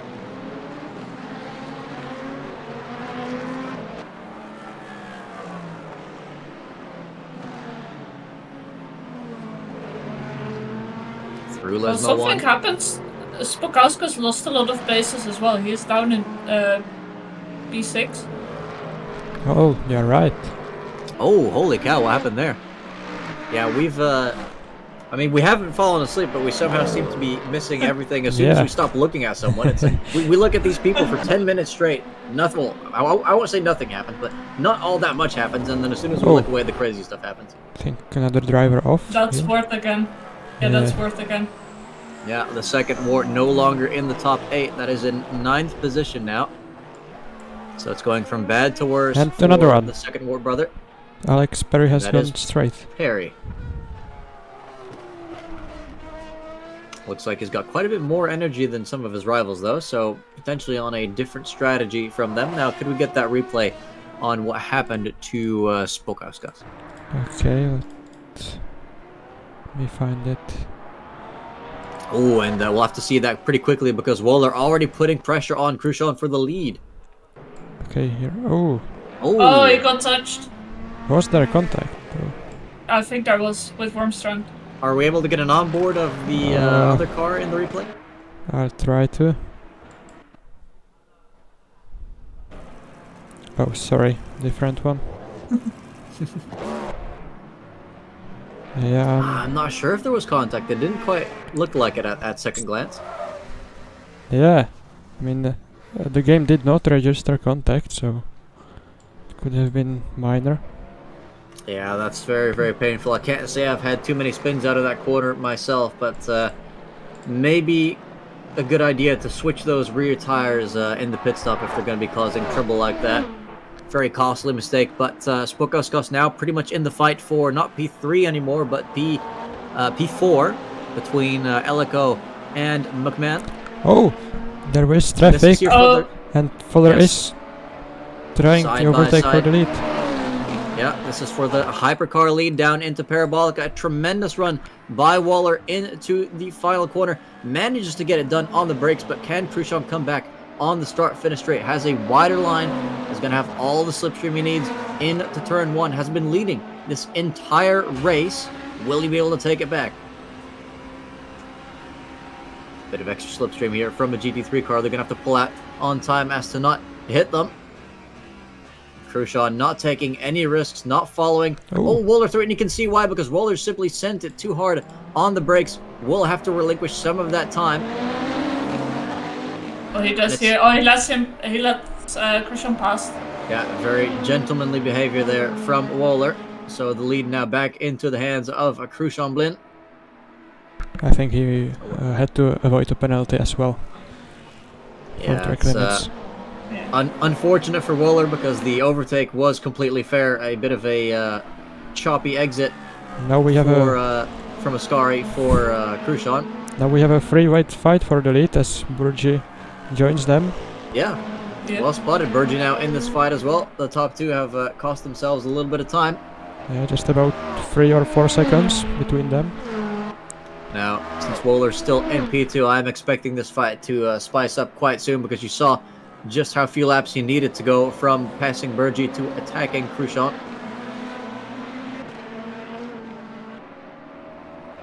You can see Burgi just a little bit further behind than he'd want to be, 0.4 of a second more than Waller is off of the leader.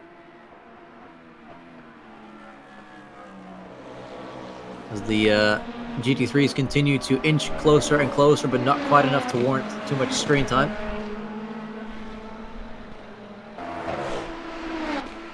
Khrushchev seems to have been a bit more generous on his virtual energy tank.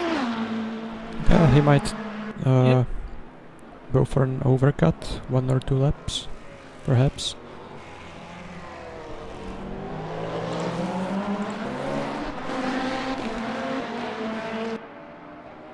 Now I'm just going to take another quick look at the quali results for these 3 drivers. Khrushchev, of course, was our pole sitter this race with a 35.8. Burgi started this race in second, just barely 0.2 behind. Andrew Taggart, unfortunately, no longer with us due to a PC crash. Started third, is out of this race, and Waller was immediately the next car on the grid, down in fourth with a 36.5. So not the best quality time for Waller. We can see he's more than making up for that in the race. I think we have something. P8. Yeah. Another battle. Yeah. The first GT3 cars have started to pit as well, so I think we will see a lot of cars coming in soon. Fascinating. The speaking of the GT3 cars, that gap now between Jennings and Weed for the class lead. It's tripled since I last checked it out, from 2 seconds to 6.5. 12 seconds toward as well, so it's something significant's gonna have to happen to knock either of those two out of their class dominant position. Ward has a lot more energy remaining in his tank, but yeah, he's quite far behind. Now it does seem like it's pretty much just gonna be a one-stop for everyone at this rate. Yeah, we are almost halfway through the race, so I think it will take just 1 stop, given that we had no stop in Bahrain, which was 60 minutes.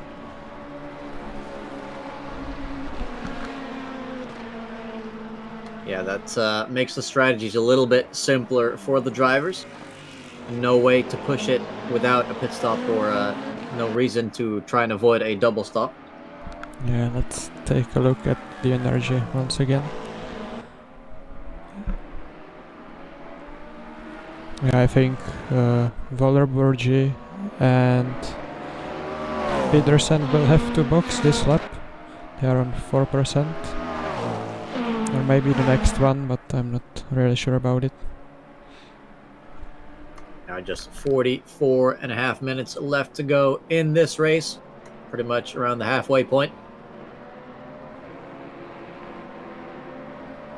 And it's been an almost flawless race from Khrushchev so far. Some minor mistakes that have kept the two behind him in the fight for the race lead, but nothing too dramatic that would put him out of contention whatsoever. Wöhler doing a good, I won't say recovery race because he's pretty much been in the front the whole time, but doing well to work himself past both of the drivers currently in this battle at some stage, but due to a mistake earlier has had to relinquish the lead, and I think now him and Burgi both into the pits. So they're doing the undercut on Khrushchev. We'll see which is stronger, the over or the undercut. Well, Khrushchev has a bit more energy in his tank, so he's gonna come in next lap, I'm sure. Yeah, but if the others have fresh tires, you have to wonder how much of an advantage that's gonna pose for them.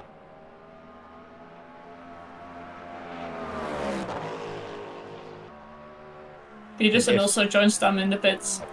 Now, as for the tires that they put on, do these actually have tire warmers or do they come out cold? That's a good question. I think they come out cold, but I'm not sure.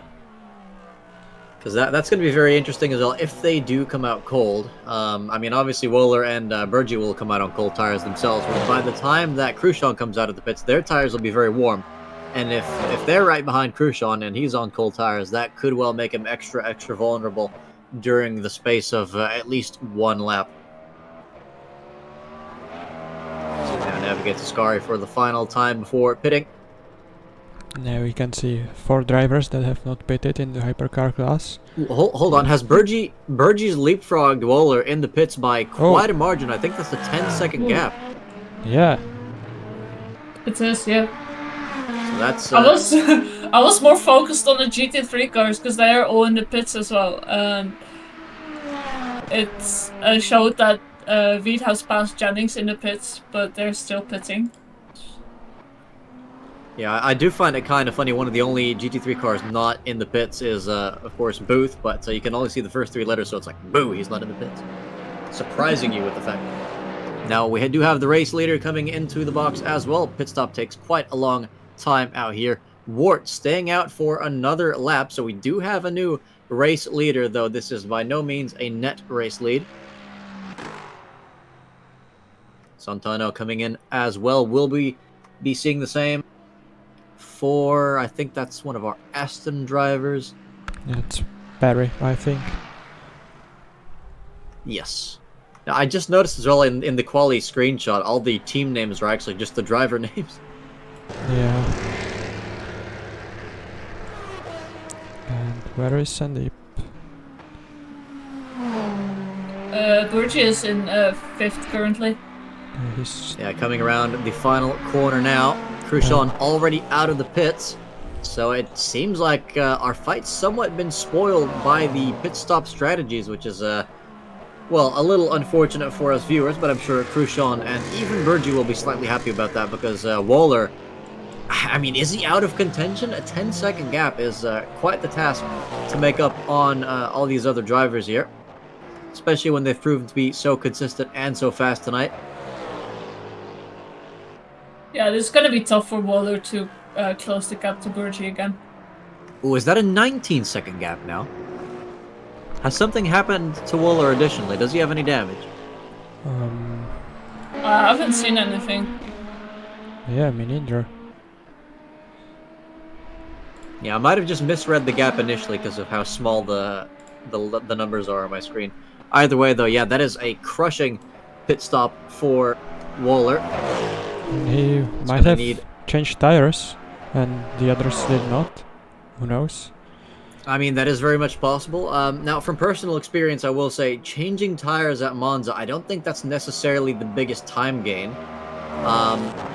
But it will make your car a lot more predictable and safe to drive if you are struggling with handling. I've had that myself where I had to pit towards the end of a race around this track just because my car was getting so dangerous to handle.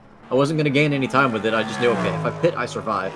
If I don't, I die, which I think these guys have a bit more control of the car than I did back then. But either way, not looking good for Wöhler, who does not seem to be catching Burgi in the slightest so far, which you'd think he would be if they are on different tires. As And, Khrushchev once again takes over the race lead, the last stragglers that were staying out have come in now.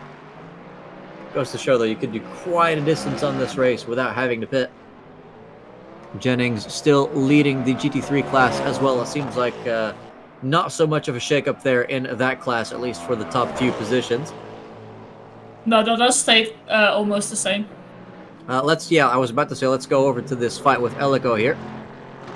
A lot of pressure from behind.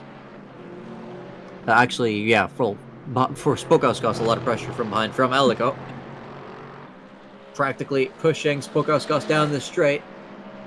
Definitely a chance for Elico into Ascari. Not sure if he'll take it, though.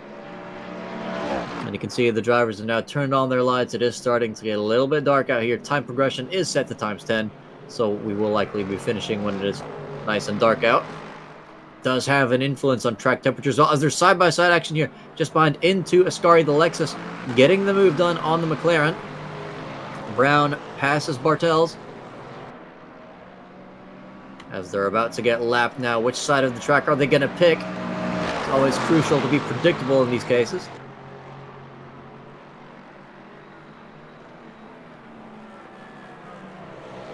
And Wart has actually come out in the hypercars 6.5 seconds ahead of Wohler. Maybe a bit more reasonable to expect Wohler to close that gap to Wart, and we might end up with a fight for P3 rather. By the end of this race, 38 minutes left. Elico getting a better turn 1. Spokauskas has gone too deep. And you can see they're still struggling with that rear out of turn 2.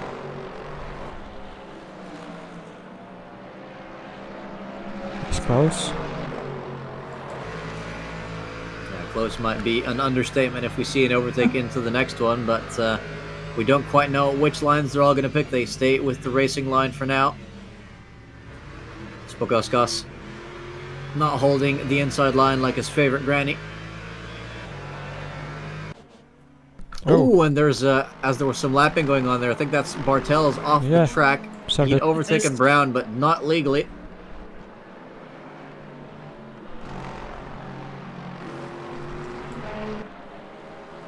Meanwhile, Elico continuing to put pressure on that GT3 Ford.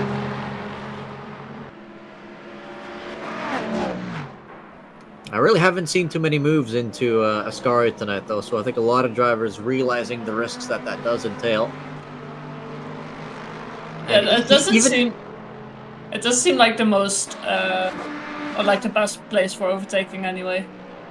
Yeah, I mean, I was about to say, even if your opponent has a horrible exit out of the second Lesmo, if you're barely able to pull out alongside, you might get the overtake done, but you're still going to lose a lot of time. Now, in general, I think it's better to get the overtake done, because, like, time loss is generally going to be worse anyway if you're stuck behind someone, but not every driver is going to be willing to make that trade-off.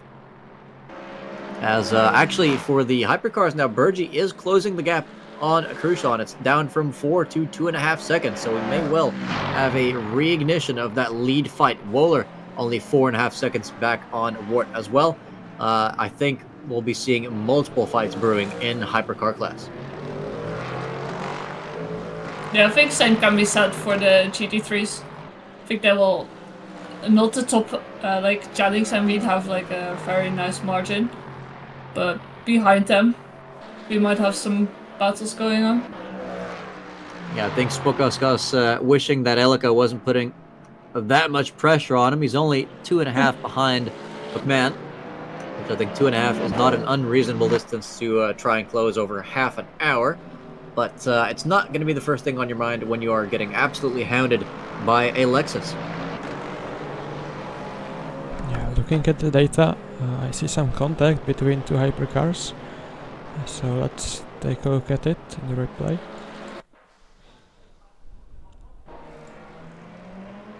Okay. Oh, is this the typical story of a car in cold tires coming out of the pits making contact with someone else? No, that seems quite clean to me. So the game is just inventing things now. Maybe. It happened to us in Bahrain once. Track lights now turned on as well for extra ambiance. Elico making sure to not block this quick hypercar driver. If I'm not mistaken, I think that might be Wohler. Yeah, looks like his I delivery. think this. Yeah, because Bruges and Ward just passed these guys. Now, which of these car classes would you two enjoy driving the most around here? Because I think we've seen quite a bit now to know what the ups and downs are of both classes around Monza. I would say, I think I would choose a hypercar anyway, because I don't know, they're kind of special to me. Yeah. Only kind of special. Kind of special, yeah. No, I like the hypercars more than the GT3s in general, but the racing in GT3s is normally closer than in hypercars. Yeah, that definitely Like- seems to be a trend that the slower the cars get, the closer the racing gets as well. Yeah, like if you watch the WEC races, then it's always the GT3s where more action happens. But then if you're driving in GT3s, you have to be so careful with the hypercars when they're passing you, like when you're getting lapped. So Yeah, you got to be on your sim racing tippy toes. Now, what about you, Viverka? Which class would you have picked? I think I would go the other way and pick the GT3s. I actually raced today in the Phoenix World Challenge, which were GTs around Monza. So, oh, we have a we have a spinner. spin. Oh, This is Zach McMahon. McMahon there dropping out of a potential P4 finish in class. That's given Spokauskas and Elico an extra position. 7 or 8 seconds down on that pair now. He's under a lot of pressure from the Lexus just behind. I think that is Brown sending it down the inside, almost making contact in Parabolica. Very, very close. See, and that's a thing you have to take into account as well if you are a driver returning to the track. Not only do you have to return to the track safely, you also have to be aware that you may well immediately end up in a life or death battle for P8. Or P6 in this case, rather. Which cars would you pick? The hypercars or GT3s?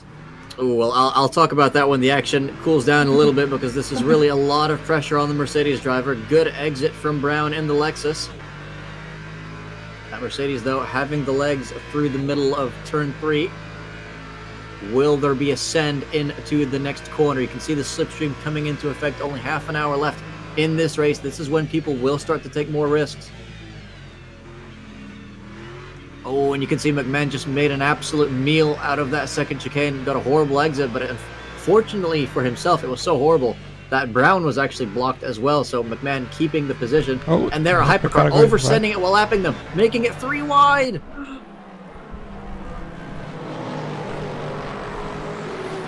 Brown slots back in behind, and I think there's another GT car getting involved. Is this now a 3-car fight for position? Looks like it. Oh, and Yeah, there's looks like hypercars it. trying to Oh, lap no. as well. They're 2-3 wide again. Very dangerous stuff. Who's going to come first into Ascari? The hypercar just has to wait as they touch, coming into Ascari. The McMahon's car, the Mercedes coming in just ahead, out of Ascari. Now 2-3 hypercars coming through as well. An absolute traffic jam forming with just half an hour left to go at night. Yeah, those hypercars are probably not too happy, but there's not much they can do about it. They are battling as well, actually. Yeah, I was about to say I was mistaken about 3 hypercars. It was just 2 because the 2 cars behind are both GT3s. This is all for position, almost a 4-car fight for P4. Or actually, wait. No, are those lapped to GT3s? Yeah, battling for P6. And the behind. No, Good these. question. Oh yeah. So I just can't see them all on the overlay. Yeah, So this yeah. is a Yeah. 4-car fight for position. And McMahon's Oh. oversent. He's gone off the track in turn 1. We'll have to give the place back to Brown, who indeed does take P6 once again. And that is now bringing the 2 behind, Booth and Bartels, back into this fight. More slipstream for those 2. Meanwhile, Wohler within almost a second now of 3rd place in the I almost said hyperclass, in the hypercar class. This Clean class as has like- got quite clicky. Say what?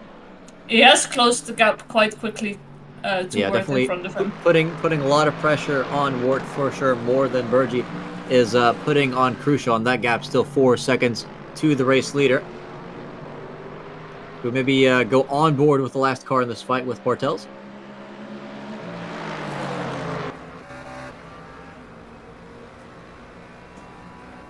Staring at the back of that BMW belonging to Booth. Yeah, we can see it's getting quite dark out there. Ooh, cutting a little bit of the corner. And it's not exactly gained him any time. I think he might have just lifted off the throttle a little bit. Not to gain any unfair advantage. Let's maybe go back to the Waller fight, because I think he's now within half a second of Wart for P3.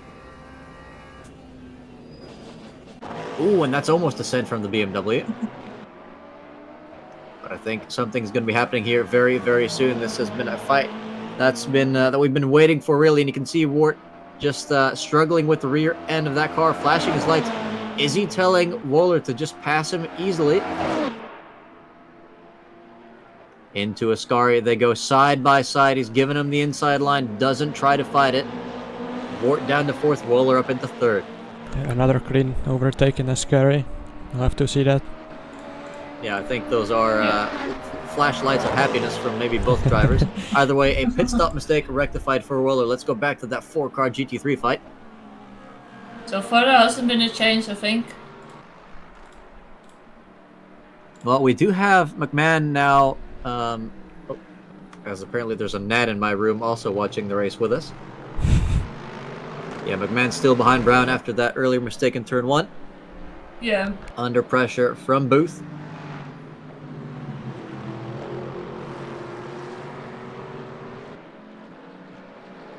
I think Bartos has lost a little bit to Booth. Yeah, I think Booth benefiting from the extra slipstream just up ahead. Yeah. Bartel's hoping that they'll start fighting a little bit more so he can get more involved into this as well.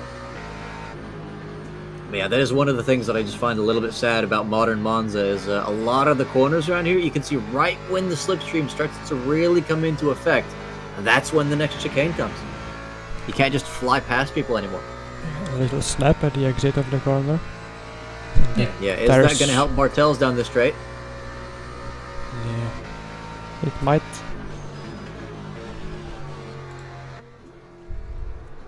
I think he closed in a little, but I don't think it's gonna be enough. Bartels almost close enough to wave hello with his hands and having us see it from this car. Might want to turn on the lights inside the car for us to see such a thing, but staying in this fight nonetheless. It's still a 4-car fight for P6. Brown, the leading car in this case. Class leader. Oh, hold on. That was almost an overtake there for Bartels, taking a very different line through turn 1, but not getting the best exit because of it. Booth putting extra pressure on McMahon. Will we see another position loss here for the Mercedes driver? He's taking the inside of turn 3. They're going side by side now. And there's contact. Oh, yeah, they've touched multiple times, and that is Booth off the track, getting an overtake done. We'll have to give that position back, though. But where is he going to do it? Because McMahon might even lose an extra position here. Bartels is right behind both of them. Well, he's probably going for it in the second last one. Oh, and they're side by side again, and there's a hypercar trying to go through. Oh, yeah, that is actually our leader. That is Crucial. Right. Yeah, Crucial there making contact with Booth. Very, very unfortunate for the GT3 driver. Only 2.5 seconds separating the top 2 in hypercar as well. So you know why Crucial is so in such a hurry. Yeah, well, Burgi is now involved in this GT3 battle, so he has to find a way and pass them quickly. Yeah, but this is on a straight, so Burgi has a much better time of navigating this traffic. This is great news for Brown as well. Now 3 seconds ahead of this pack, so it's down to a fight for P7. Brown running away with it. 25 minutes left to go. Yeah, I think Booth is falling away as well, so it might be a 1v1 for P7. Yeah, this is going to be Bartels versus McMahon. Yeah, down the start-finish straight practically pushing the car along. Bartels down the inside. McMahon not defending it yet. Is he going to try and send it around the outside on the brakes? Just isn't able to because Bartels claims the whole corner. McMahon trying a bit of a switchback. Not able to pull it off, but still close enough to get maximum slipstream through turn 3.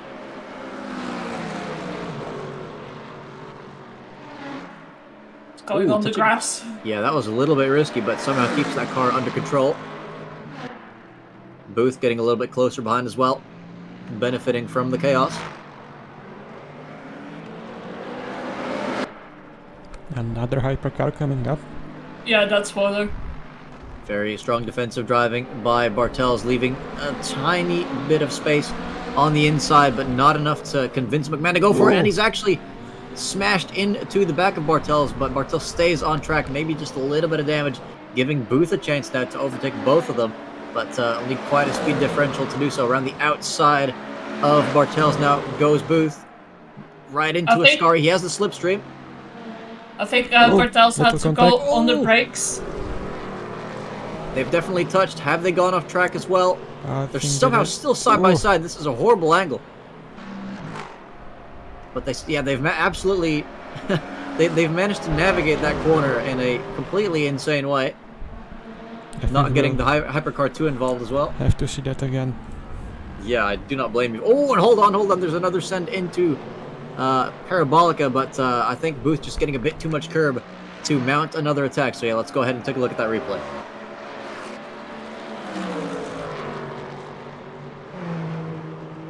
Let's hope it works this time.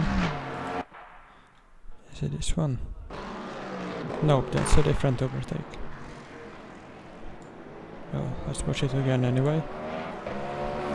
Yeah, you can see here Bartels just claiming the entire corner. Very, very hot on the brakes. Okay. Well, the replay is not here for some reason. Well, we're back to our live battle between Booth and McMahon. I'm not sure where Bartels is. He's ahead of them. Yeah, you're so right. He's getting quite a bit of time now as well. Yeah, Bartels has put away. Yeah, that Ascari Adventures cost them, but they're side by side again in the second chicane. Are they going to be able to pull it off cleanly? It's very, very tight here. A little squeeze for Booth, keeping him on that outside line.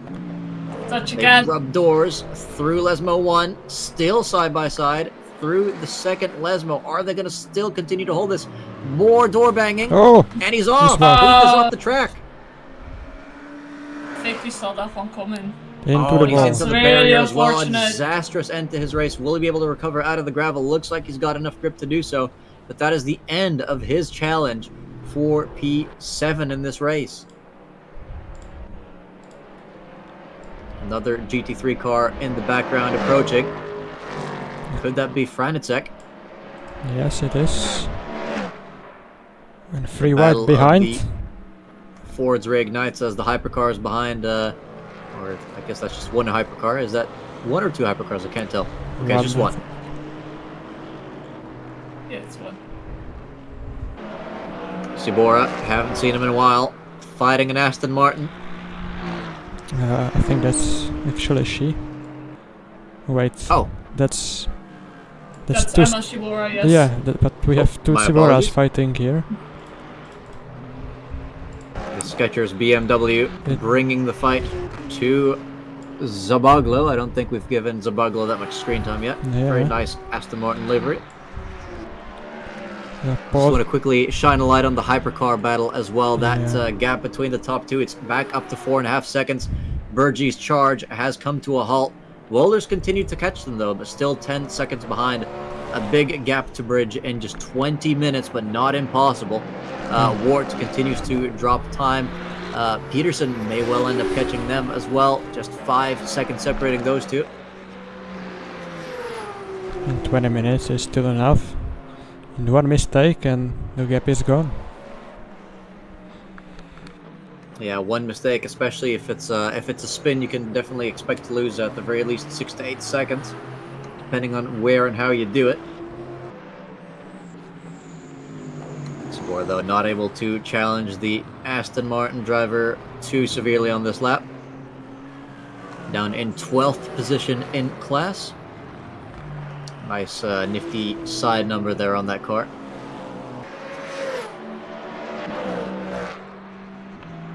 Let's maybe check on Brown again, because he seems to be under pressure from the McLaren. Now, Bartelza somehow managed to close that gap to Brown. That was more than 4 seconds, I think. It's now less than 1.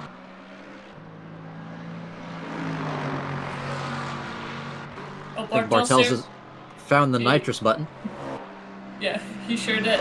Because he got away from the fight behind him, and now he's gonna try and challenge Brown. Yeah, Brown has had enough time to relax there in P6. Yeah, looks like Of course, he was involved in that 4-car fight earlier. He might have relaxed too much, being slower 1.5 seconds on the last lap than Bartos. Ooh. It's quite a difference. I wonder if that was a mistake or just no pace. Either way, this lapping hypercar is unlikely to make the situation any better for Brown. Definitely compromises entry into chicane number 2. Bartel's very much within striking distance now. One misplaced wheel, and that McLaren will be overtaking.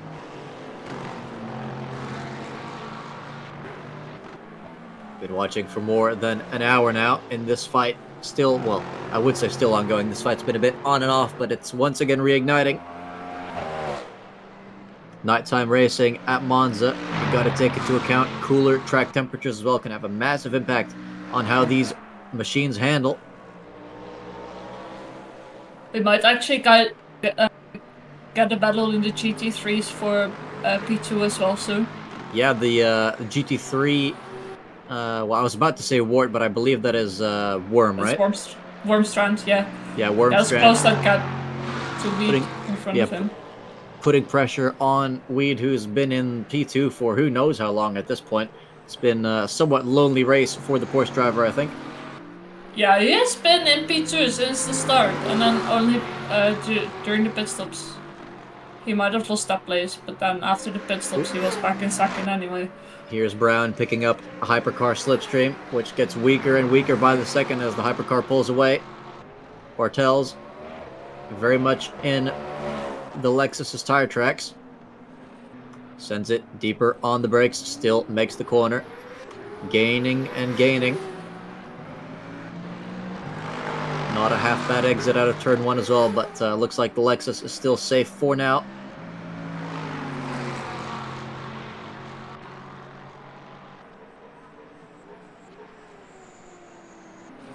It is very, very nice to see, though, even after such a long time in this race around the track where overtaking isn't necessarily the hardest thing to do, that we're still getting battles this late on in the race. Through Lesmo 1. Brown taking the racing line quite nicely, not losing any time there. Second Lesmo, the harder of the two, on to the next straight. Taking a lot of curb, a bit more than the McLaren behind. Another hypercar lurking in the background, waiting to lap these two. They do both pick the same side to let the hypercar through. We've seen some cases earlier where that didn't happen, and it caused some confusion.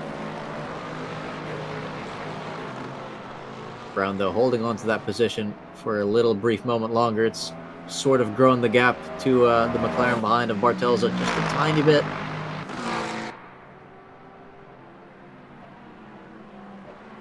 The gap now between Wohler and Burgi in hypercar now down to 9 seconds. It's gone down ever so slightly. It's going to need some more dramatic action to reignite that battle. Looking at Brown's livery, it's quite an interesting one, but you can see all the dirt on it. It's quite intriguing. I'd say Brown's livery kind of reminds me of the yellow vests, you know? Yeah, definitely. Yeah, it's maximum visibility for that car. Extra safety, you could say. We're definitely watching you, Brown. Bringing home that car in P6, or at least attempting to, over the next 15 and final minutes of this race. Yeah, looks like he picked up the pace again. I mean, there was some traffic, but he was faster than Bartels on last lap.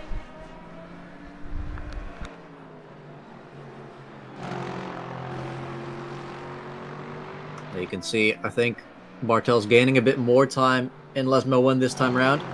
Can he gain any more in the second Lesmo? The McLaren always looking a bit more stable through that corner. But it's the straights where you really have to be speedy around here. They go under the old oval. Would be nice if they could at least traverse the oval for like the warm-up lap or something. Navigating Ascari again. Not close enough for a send, but if he's brave on the brakes, he could well try and send something out of the final corner into turn 1. Slingshot himself into 6th position. Very late on the brakes for the McLaren driver. Having some understeer though, that is very painful to watch. Almost into the gravel, actually. Yeah. It was heavy. Yeah, I think Bartel's wishing that they were on the old oval instead, because that thing has so much banking you won't be thinking about understeer. I think Burgie's challenge for the race lead has now come to an end in Hypercar. That gap now up to 6.5 seconds. Yeah, he lost Sean, 2 seconds. almost a whole spin ahead. He lost 2 seconds then in the amount of like 5 minutes, maybe less.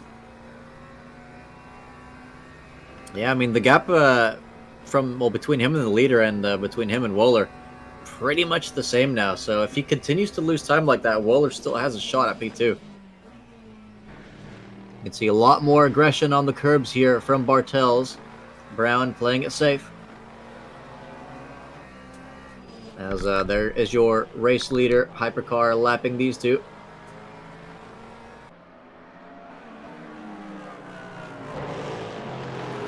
Not a fan favorite zone for lapping others. In GT3, for the top 3, the gap between Weed and the name was the Wormstrand. Yeah, Wormstrand. I mean, again, Wormstrand started in 9th position, so he's had quite a good race so far, bringing the fight to the top 2. That's quite an amazing turnaround, must be said. Now down to less than 2 seconds in that class. Any bad lapping scenarios for Weed? And I mean, we've seen some cars already lose positions because of that. I think Wormstrand was looking really quick in Bahrain in the first race, but then he had like an accident, if I remember correctly. So that threw him actually out of the battle for first. So he definitely does have the pace. Yeah, that is quite unfortunate to lose that much time due to an incident. But of course, with this race being 90 minutes instead of 60, does give you a bit more of a chance to recover if you have a mistake early on in the race. And this fight, I think, may well go down to the wire. Brown is not budging, but he's also not pulling away.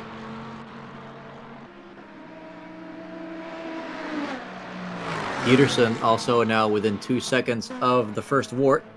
And here there's some movement down the inside, and it's a day late and $1 short. Some very, very nasty contact there, but I don't think Bartels would agree with that. He's flashing his lights, unsatisfied with the amount of space he was given in the second chicane by Brown. I hope he doesn't have any damage from that. Yeah, I want to see this fight continue for as long as possible, because it is definitely interesting to ponder at. But now Wormstrand within 1.7 seconds of Weed, so that's not quite close enough to switch to yet, but it's getting there. Same story for Peterson, 1.7 behind Wart. Yeah, exactly. We could see 2 last lap battles here for P4 in hypercars. 3 if this one keeps going, yeah. Yeah, that's true. P4 in hypercars, P2 and P6 in LMGT3s. Yeah, I do think that move there by Bartels was a bit of a desperate dive bomb. Yeah, I agree with that. Glad these still within slipstream, though. This fight by no means over. Peterson 1.4 behind, 1.6 for Wormstrand. This Something happened to Bartels? Bartels. No, that was lag, okay. Okay. Alright. Nice reassurance there. Let's maybe quickly make the switch to Peterson. Yeah, he's catching up. P5 in hypercar. Oh, actually, yeah, we still have everyone in the same frame. This is the duo lapping them. Wonderful. Peterson now within a second. It's taken him absolute ages to get to Wart. We saw Wart let Wohler through without much resistance, trying to lose as little time as possible. Not sure. I mean, it's definitely saved him time to not fight Wohler, but it's not managed to keep him ahead of Peterson for, well, until the end of the race, because this is going to be a very, very tough battle to hold on to for 9 minutes. Yeah, we can see Peterson, the only one with the different strategy. And it looks like it did not pay off, really. He started P5, he is P5 right now. Well, maybe Wart's going to put the pedal to the metal and start really, really pushing. Yeah. Make Peterson really fight for it. P4 is on the cards. Yeah, and the next car behind, Santano, 24 seconds behind. So if you fight this one tooth and nail, you have absolutely nothing to lose. You can just see, though, washing out wide is Wart.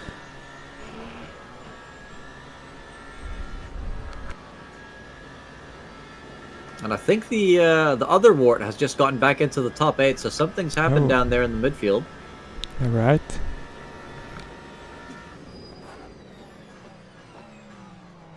You can just see how much Peterson gains on the brakes into turn 1.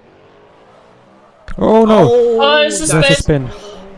That's another commentator's curse. Once again in the same spot as well. The exit of turn 2 is so dangerous if you're just getting a little overhyped. Peterson's charge coming to an end there. I'll be very surprised if he could fix that in the next 7.5 minutes. That gap from just half a second up to 10. So Wart holding on there by sheer force of will, it seems. Maybe go back to the other fight that we were watching earlier. Bartel still within half a second of Brown. And Wormstrand in P3 is closing the gap. 1.2, 1.3 right now. Yes, still 7 minutes. Sniff of that position. 7 minutes to the end. I think he can do it. And there's a drive-through. I think it could be for track limits. Wait, so is that the P4 Wart or is that the P8? No, that's the P8 Wart. P8 okay. Wart. Yeah, that makes me wonder. I mean, we did see the second Wart get back into the top 8, so clearly overtook someone. I have to wonder if that was outside of track limits. Well, he got a driver penalty for something, so I'm guessing it is track limits. I do hope it's not because of like someone maybe spinning out and then he had to dodge them and overtake them off the track because of that, because that happens sometimes as well. But maybe if we see a replay at some point. But this fight is making it very hard to switch to a replay. Bartel's almost pile driving into the back of Brown's car again. Would not be the first time this race that there's been rear-end contact, and you can see not happy with what happened in that final corner, though. I'm not exactly sure what Brown should have done differently there. Yeah, I think he either overbraked himself or Brown braked a little earlier than he thought he would do. But the gap and look how much time he's gaining on the brakes again. That gap looked quite big in the final corner, but it's really not that big yet. 6 minutes left in this race. It's 1.3, same as Wormstrand. And Weed's also 1.3. Yeah, Weed's been very consistent, so Wormstrand, I think, is going to have to find a little bit of extra in the tank if he wants to close that gap. May well be stuck in a bit of a window of dirty air. Oh, Wohler has closed the gap to 3 seconds. Right. Ooh, yeah, I saw that was just 5 seconds, maybe 1 lap ago, so a 2-second gain in a very short period of time. Maybe a mistake. 5 minutes left to go. Anything could happen at this point. Yeah. The game is telling me that there was contact between Brown and Bartels, so maybe that's why he was so mad. I think we can... Yeah, we'd have to see his onboard to see which one of the two had the more reasonable braking point. It's hard to tell from the offboard shots. We can take a look at it. If it loads. Ah, who turned on the lights? And... Oh, I think that's Bartel just oversending it again. Yeah. Yeah, maybe Brown had to go on the brakes a little bit to let the Maybe. hypercar pass. Let's take I mean, a for look at sure, it again from but different. like if you see when he turns in, it's basically at the actual point of the corner itself, so you really can't complain Ooh. about that too much. There might have been a touch. Yeah.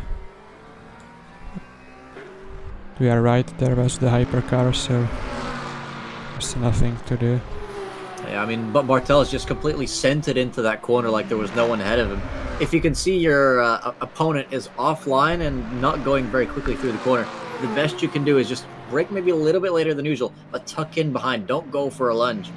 I mean, either way, though, he's still close enough to keep the fight going, so this is by no means over yet, but this hypercar not making things any easier for Bartels. This fight for P6 in GT3 continues on. Meanwhile, Wooler in third place, now 2 seconds away from Burgi in second in the hypercars. Yeah, and Wormstrand has lost a lot of time to Wheat, so I don't think there's gonna be a change in position. Yeah, still a good recovery drive by Wormstrand, though. Definitely, but that gap is now 2. It was like 3 seconds. And Wooler setting fastest lap, so he's really closing down on Burgi. Yeah, while leaving the fastest laps incredibly late, but that just goes to show how he's pushing with absolutely everything he's got. New livery, new pace. A second and a half separating these two. Bartels within a second again, but not quite close enough for a lunge on Brown. Yeah, some traffic in the way, but looks like they've cleared it without a big problem. Let's go for another onboard shot there. Beautiful to see. Through Lismo 1. Taking that outside curb. Lesmo 2 now. Taking a little bit of inside curb, a lot of outside curb. Now just pray that your car can feel some extra horses down this straight. Ooh, another drive-through for Zabora. Not sure what that's for, but we might find out at a later date because this race is about to come to an end and we still have battles to watch. Yeah, but I would guess it's track limits again. What else? Alien interference.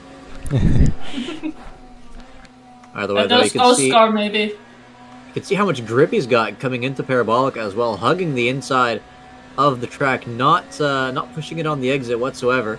The gap now 1.1 seconds. He has gained over that final sector. Taking the GT3 slipstream into turn 1. Pulls out late. Doesn't go for the overtake. Yeah, there's 2 minutes left. I think he has to. And Oh, the GT3 makes way for him. Yeah. Like, Yeah, friend, it's at like the there chicane. being extra another considerate there, drive-through. Oh no. Oh, and that's for But it's for P2. Burgi. Voller has second. Even though he hasn't overtaken Burgi on track, Burgi's gotten a drive-through with just less than 2 minutes left to go. And That is not the way you want to see a race like that end. As No, I think Burgi's pulling out of it as well. yeah, oh, is that a retirement for Burgi? yeah, looks like it. Oh, yeah. Oh, no, you don't rage quit when there's that many points on the card. That is Yeah. a massive, massive shame. Exactly. So that does now mean that Wart, it looked like he was about to lose P4 earlier, is going to come home with a podium tonight. Yeah, I mean the gap. Oh, and let's bring the car back to Bartels as well, because that's a 2/10 gap now to Brown. Oh yeah, he's gaining. Down into Parabolica again. Brown holding that inside line, this time like it's his favorite granny. Both side by side. He's squeezing Bartels to the outside, but they're keeping it clean. Bartels pulls back into the slipstream. We'll have a good chance into turn 1. As they start what may be their final or penultimate lap. We have Perry in the top 8 again in Hypercar, but the fight now to watch is in GT3. Will Brown hold the inside line here as well? He's left a little gap open. No, not enough. Bartels goes to the outside into turn 1. Last of the late breakers. It looks like it's not Bartels on this occasion. He wants to get the better exit out of turn 2 so he has a chance in the next chicane.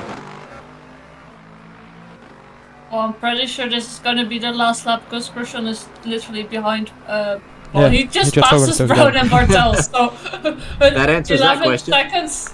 Yeah, well, 11 seconds left.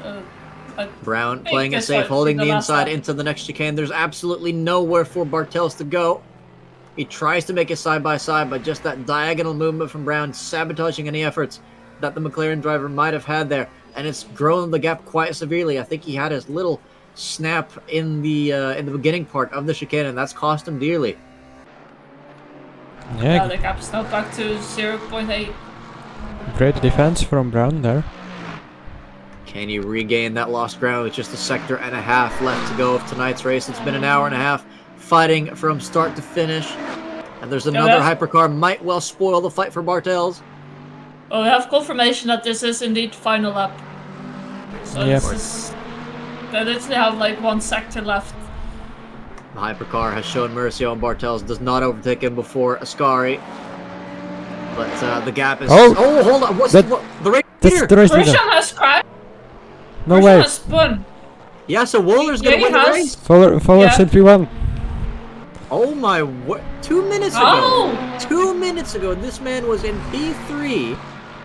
And he's now leading the race and crossing the line to win the 90 minutes of Monza. Oh my word. How on Brown earth does that has a happen? stop and go. Brown has a stop and go. That battle as well. On the wait, how do you even serve that on the last lap? You cannot. Yeah. So is he getting disqualified then? Maybe. Oh my word, what an end to this race. So it's unorthodox, but Bartels takes home what is now P5. Absolutely incredible finish to this race. I have no idea what's going on.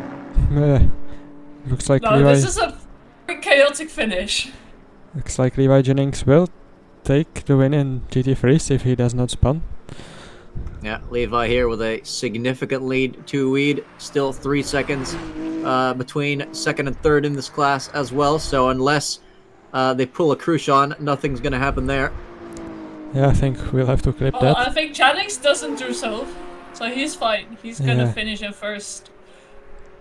And then it's a 15-second gap to Weed, so we're waiting for him. Yeah, I think I'll pop in the replay instead of Kenzo spinning. So let's see what happened. Jennings takes the class win, followed by Weed in second rather, and Wormstrand bringing home the bread in third. What happened there? He lost it on the exit. That has got to be such a painful feeling. Just driven essentially the perfect race, and then literally with one single corner left to go, completely binned it into the barrier. If this had been real life, that car may well have not crossed the finish line. Yeah. Honestly, I'm getting Toyota flashbacks. Toyota in Le Mans flashbacks. Oh. That's so horrible.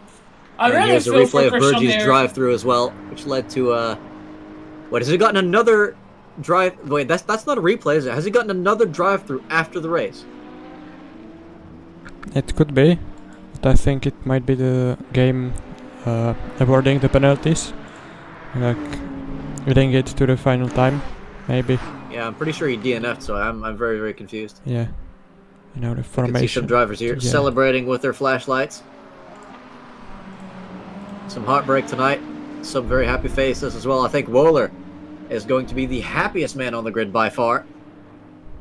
Came here with a fresh livery.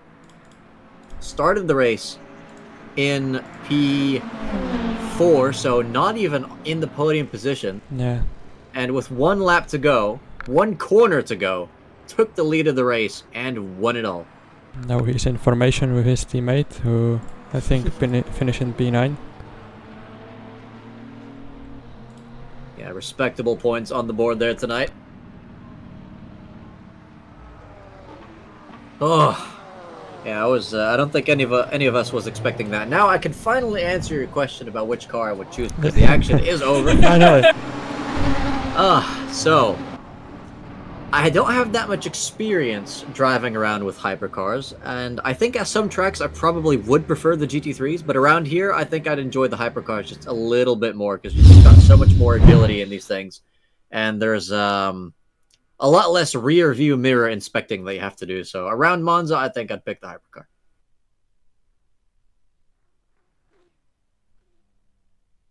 But yeah, that is the end of tonight's race. Not the end of tonight's stream, though, as we may still have some people here who want a post-race interview.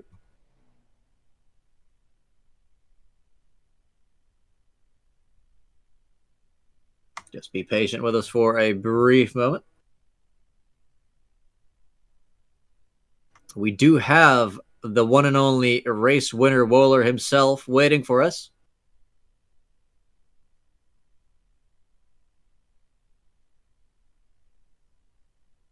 Are we ready to start the interview? Should I pull him in? Yeah, you can. All right. Welcome, Wohler. What an absolutely bonkers finish. Just before I congratulate you, 2 minutes left to go. You're in third place. The driver ahead of you gets a drive-through. Seemingly rage quits. We're not entirely sure what happened there. Then the race leader, who's led the race almost from start to finish, bins it with 1 corner left to go, and you pick up the pieces for a well-earned win. How do you feel? Well, I feel absolutely. I don't know what to say. It's well.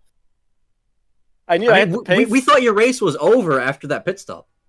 Yeah, I switched tires. The others didn't, and I think if I wouldn't have made too many mistakes in second stint, I would have made it out of my own, because the pace was there, but I had some issues with my pedal because I loosed a bit on my braking, and that's not nice in a non-ABS car, I can tell you.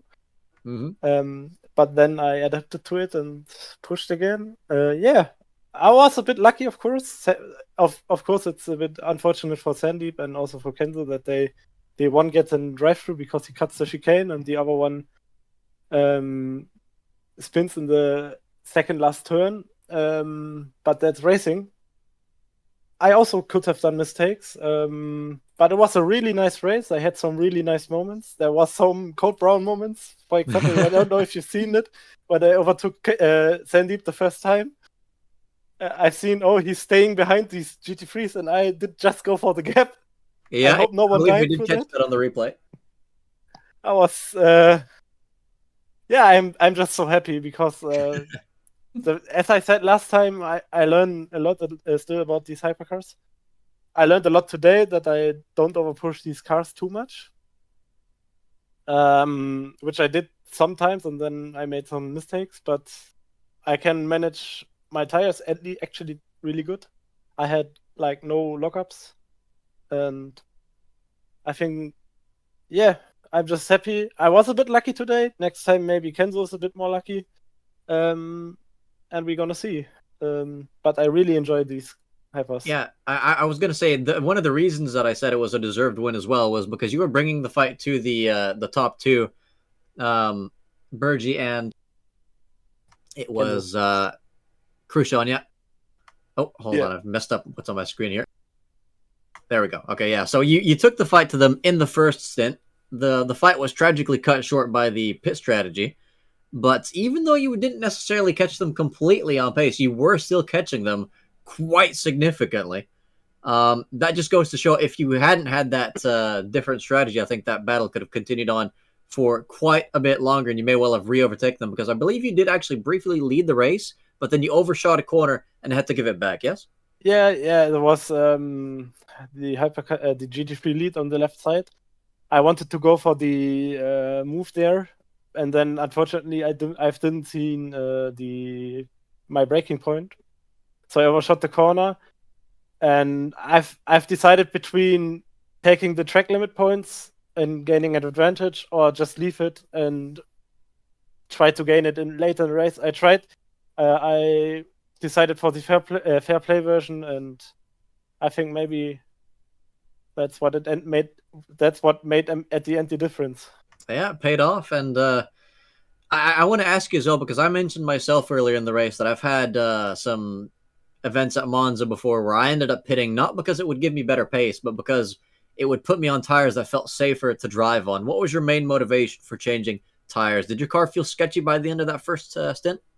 No, absolutely not. But I had my teammate Jacob told me, hey, maybe it's better to pit. Right now it's still warm, so the tires will heat probably better up. And he said to me last time he drove here in the 90-minute race, he had quite a few issues with one tires at the end of the stint. So I knew if I'm going to switch, yes, I'm going to lose time at the beginning, but you get time back if you keep the car consistent, which I did. And at the end, it was enough to pressure him. So he made a mistake. Also, thanks to Ben, who just let me pass. I saw him flashing before Ascari. I wasn't 100% 100% sure what he wants from me, but I think the intention was right, so I did go for the move, and he just lifted off. Thanks for him. I also made the impossible possible, you know. Yeah, I mean, So really thank you for that. we caught that as well. We figured he was trying to save some race time with that, because at one point Peterson was right behind him until he ended up spinning out of turn 2, pretty much relinquishing any sort of fighting rights to Wart's position. And with everything that happened at the end, he's actually on the podium now as well. So that was quite the finish. Yeah, that was crazy. Finally a win in Hypercars. Is this your very first one? Yes. Actually, yes, I drove them quite long before the like a few seasons ago with the old tire model. They never fitted me so good, so I always kept making mistakes. But with the new one, I just feel more. It feels first at all on cold tires. It feels a bit weird, but when you get used to it and everything, and you know you're not over pushing, and then it's really good. Of course, it's hard to always drive at 100%. We've seen that. I made some really unfortunate mistakes, especially in Lesson 1-2 today. Yeah, but at the end, finishing in first is what matters, I think. Yeah, and we do have some more people wanting to get interviewed now, so I will ask you one final question before I hand the mic to my co-commentators, and that is, you had great pace in the race, but yeah, I mean, you started P4 after qualifying. The gap was maybe about half a second. Where do you think you were losing that time in quali? Actually, first of all, the track was really hot, so 50 degrees. So the tires were just not there. Like, they were there, but they were too hot, and that's one of my biggest main issues. I can't always, I never get my laps done in qualifying. I did it last season in Le Mans. There, I punched it, but for me, it's so hard to like go 101% without bottling the lap. Yeah, at the end, I don't focus too much on qualifying either, because I know the race is longer than a 50-minute qualifying session, and if you, as we saw in Bahrain, the race can be already over in lap 1 when you get spun. So I focus more to keep it safe and set a good banker to get a good position for the start, which I did. Yeah, and that's everything. And I think race pace is just way more important. Even though I hot lapped yesterday the whole race on practice session, at the end, it just helped me in the race again. So yeah, I mean, there's only one thing in the end that you get points for, and that's not what happens in the qualifying session. So thank you very much for coming on. Do my fellow commentators have any more questions for our race winner tonight? I think he has answered everything. All right, thank you very much for coming on, Waller. Congratulations. Yeah, congratulations. Thank you. Enjoy this evening for many years to come. Yeah, I will. All right, see you guys. Have a good one. Yeah. See ya. Next up, I mean, they are both muted, so I hope they unmute when we drag one of them in here. Go ahead and invite Burgie in. Was our just quickly double checking. He was going. Yeah, that was going to be our second place finisher, but ended up, I think, DNFing. So welcome, Burgie. That was a very confusing end to an otherwise strong race. Yeah, I'm just pretty annoyed by that because I had the pace. This is literally the first time I've had the pace in LMU since getting the game, because this is my 5th or 6th race on LMU. And I was just doing some laps earlier, and out of nowhere, it just clicked, like when I was driving. Anyway. Towards the end, I was pushing quite hard. I cut the first chicane. I was on 2.5 track limit points, and I even lifted for the delta. And it's like, you know what, you're getting a drive-through. So I was just like, there's no point finishing. Yeah, I definitely 88 minutes. I was just like, I couldn't be bothered. Yeah, I mean, for one, I question the fact that a game has half a track limit point to begin with. But on the other hand, you are still racing for quite a few points here. I understand the frustration, but you could have brought home a podium still. Yeah, that's right. Just do LMU for fun, innit? So I mean, in the end, that is what we're all here for. But I think you might have even more fun at the end of the season if you have even more points. Now, yeah, it was just because I saw Flo catching. I was like, okay, we're gonna have a great race or battle at the end. And I just got the drive through. It's just like completely ruins it.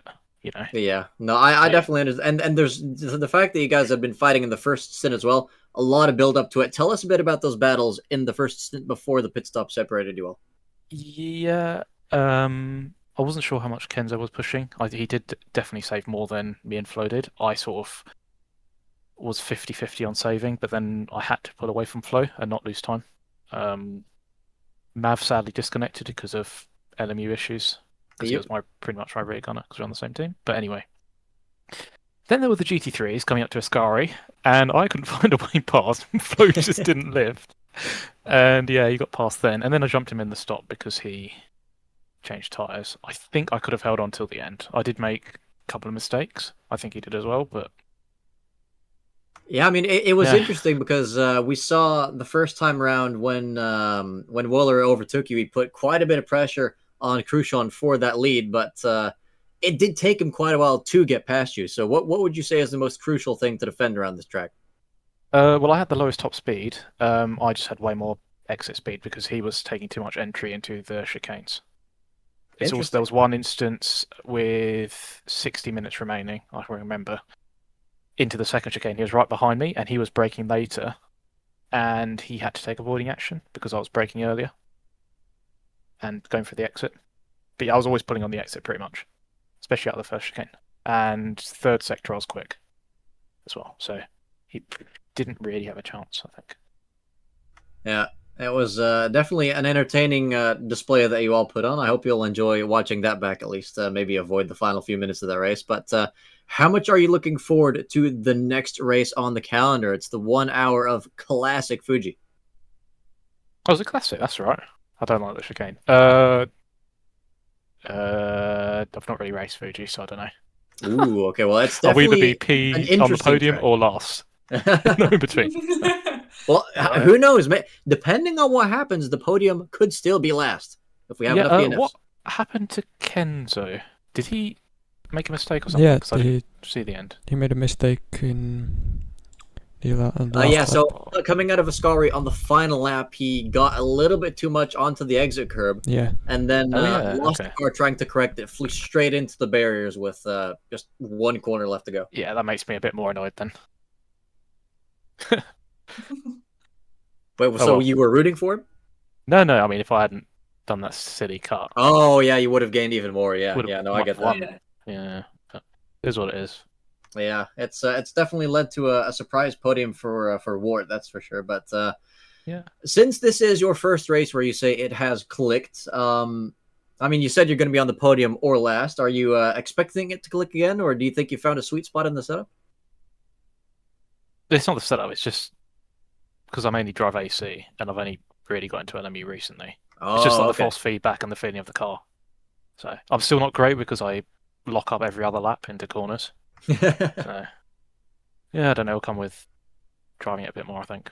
Yeah, I mean, if you're locking up into every other corner and you're still out there competing for wins, basically, I mean, that's a pretty good sign. So I wish you the best of luck for the next one. I hope the digital stewards won't be on your back as much.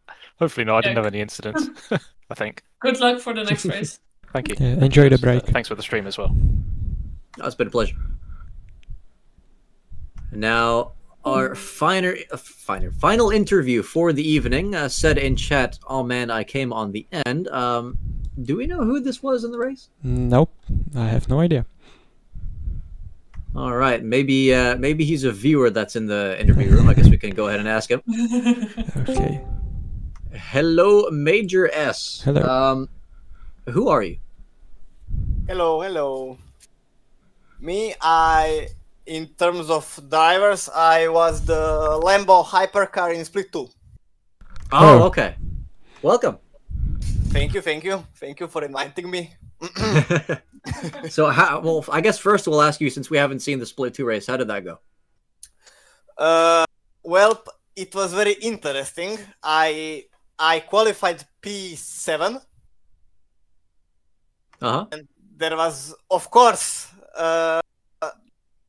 Peugeot in, I think it was P5, locked up in T1. Oh, no. And knocked out like 2 or 3 guys. And so from P7, I jumped to P3. Amazing start. Nice. I jumped to P3, and for 3 laps, I was fighting with the 2 other guys for pole position. And how did that go? Then we had a very questionable 3 wide in the last corner before the finish line. Yeah. Very questionable 3 wide. Then the guy in the middle caught the rear of the guy on the far left, and the guy in the middle spun. I'm assuming you were on the inside. Yes. Yes. So I avoided all that, and I mean, 2 laps later, I spun out. I caught the curb too much in the second chicane. Oh. Wow. My rear caught the curb too much, and I spun out. So I think then I was P5, and Alright. then through to 5 laps around, so I caught to P4. Then I dived him. Didn't manage T1. Oh no. So I just went straight, and then went behind him. And, but in the meantime, he gained like 5 to 6 seconds. And then the rest of the race I spent trying to catch up to him. I caught up to him maybe 4 laps before the end, and then he spun out in T1. Oh. Oh no. What an I anticlimax. So I finished P4. Well, congratulations. That's almost on the podium there. I think with a little bit more people spinning out, you may well have made that one. But no, either way, great place to finish in 4th. Now, how much of this race in Split 1 did you catch? Unfortunately, I came on the end where I saw the stream ending screen. Ah, okay. So you didn't quite So catch the final chaotic 2 minutes. No. Okay, so just to give you a quick race rundown here. Overall, it was quite a clean race. We had someone disconnect with computer issues. Some incidents, of course, some people flying off in Ascari. But the main drama of this race was the top 2 drivers both getting into shenanigans in the final 2 minutes. So we had our P2 driver gets a drive-through penalty with 2 minutes left to go, and then rage quits.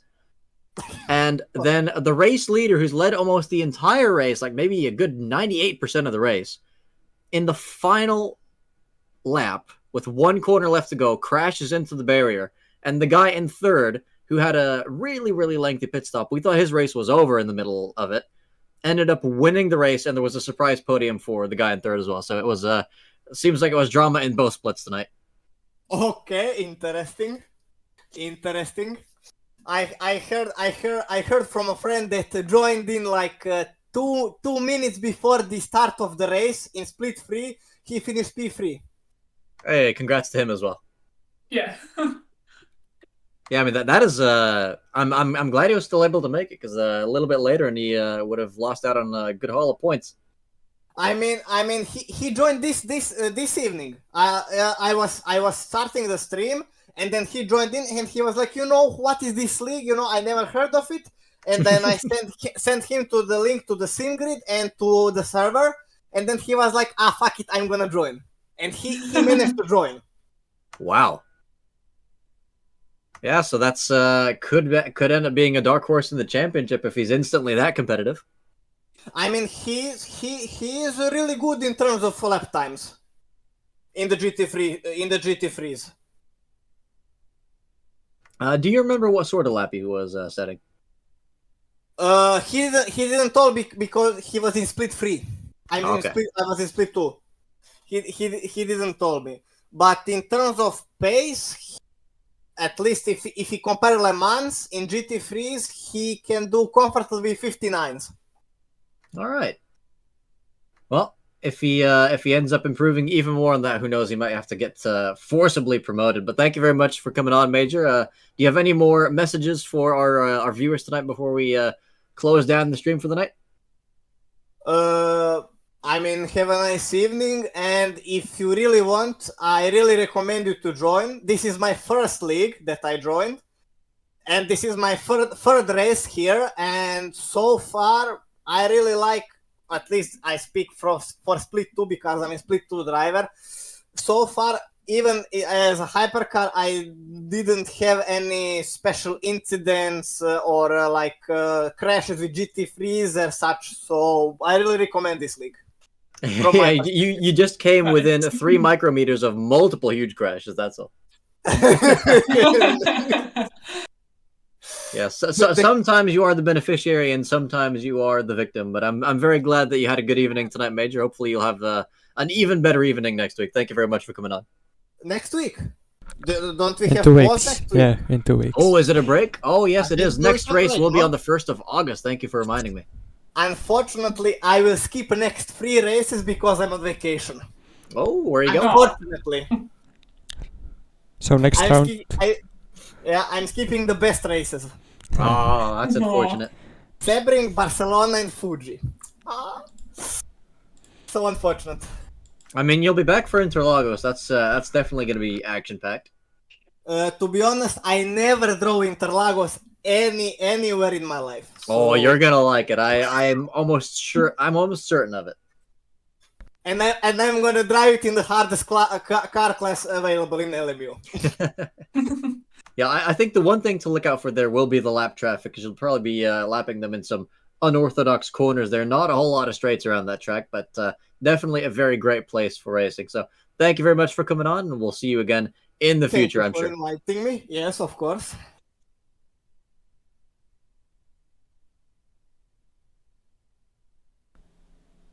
Well, see you in the next races. Have a nice evening. Cheers, Major. Enjoy the vacation. Bye-bye. Bye. All right. Oh, that was quite the evening. Yeah. That was sure an evening. Okay, so I guess another round is in 2 weeks. It will be Fuji Classic, as we have already said that. Yeah, if any of you do show up next week, again, the next race is in 2 weeks' time. So if you do show up next week, you'll have to watch a rerun of one of our previous races. We have some races in other games. Oh, yeah, actually, you can watch those as well. Yeah, both AC and ACC, although I'm not sure about the streams. If it will be all covered, but if you want to race, come join us. Thank you for joining Phoenix SimSport. We'll see you for the next one.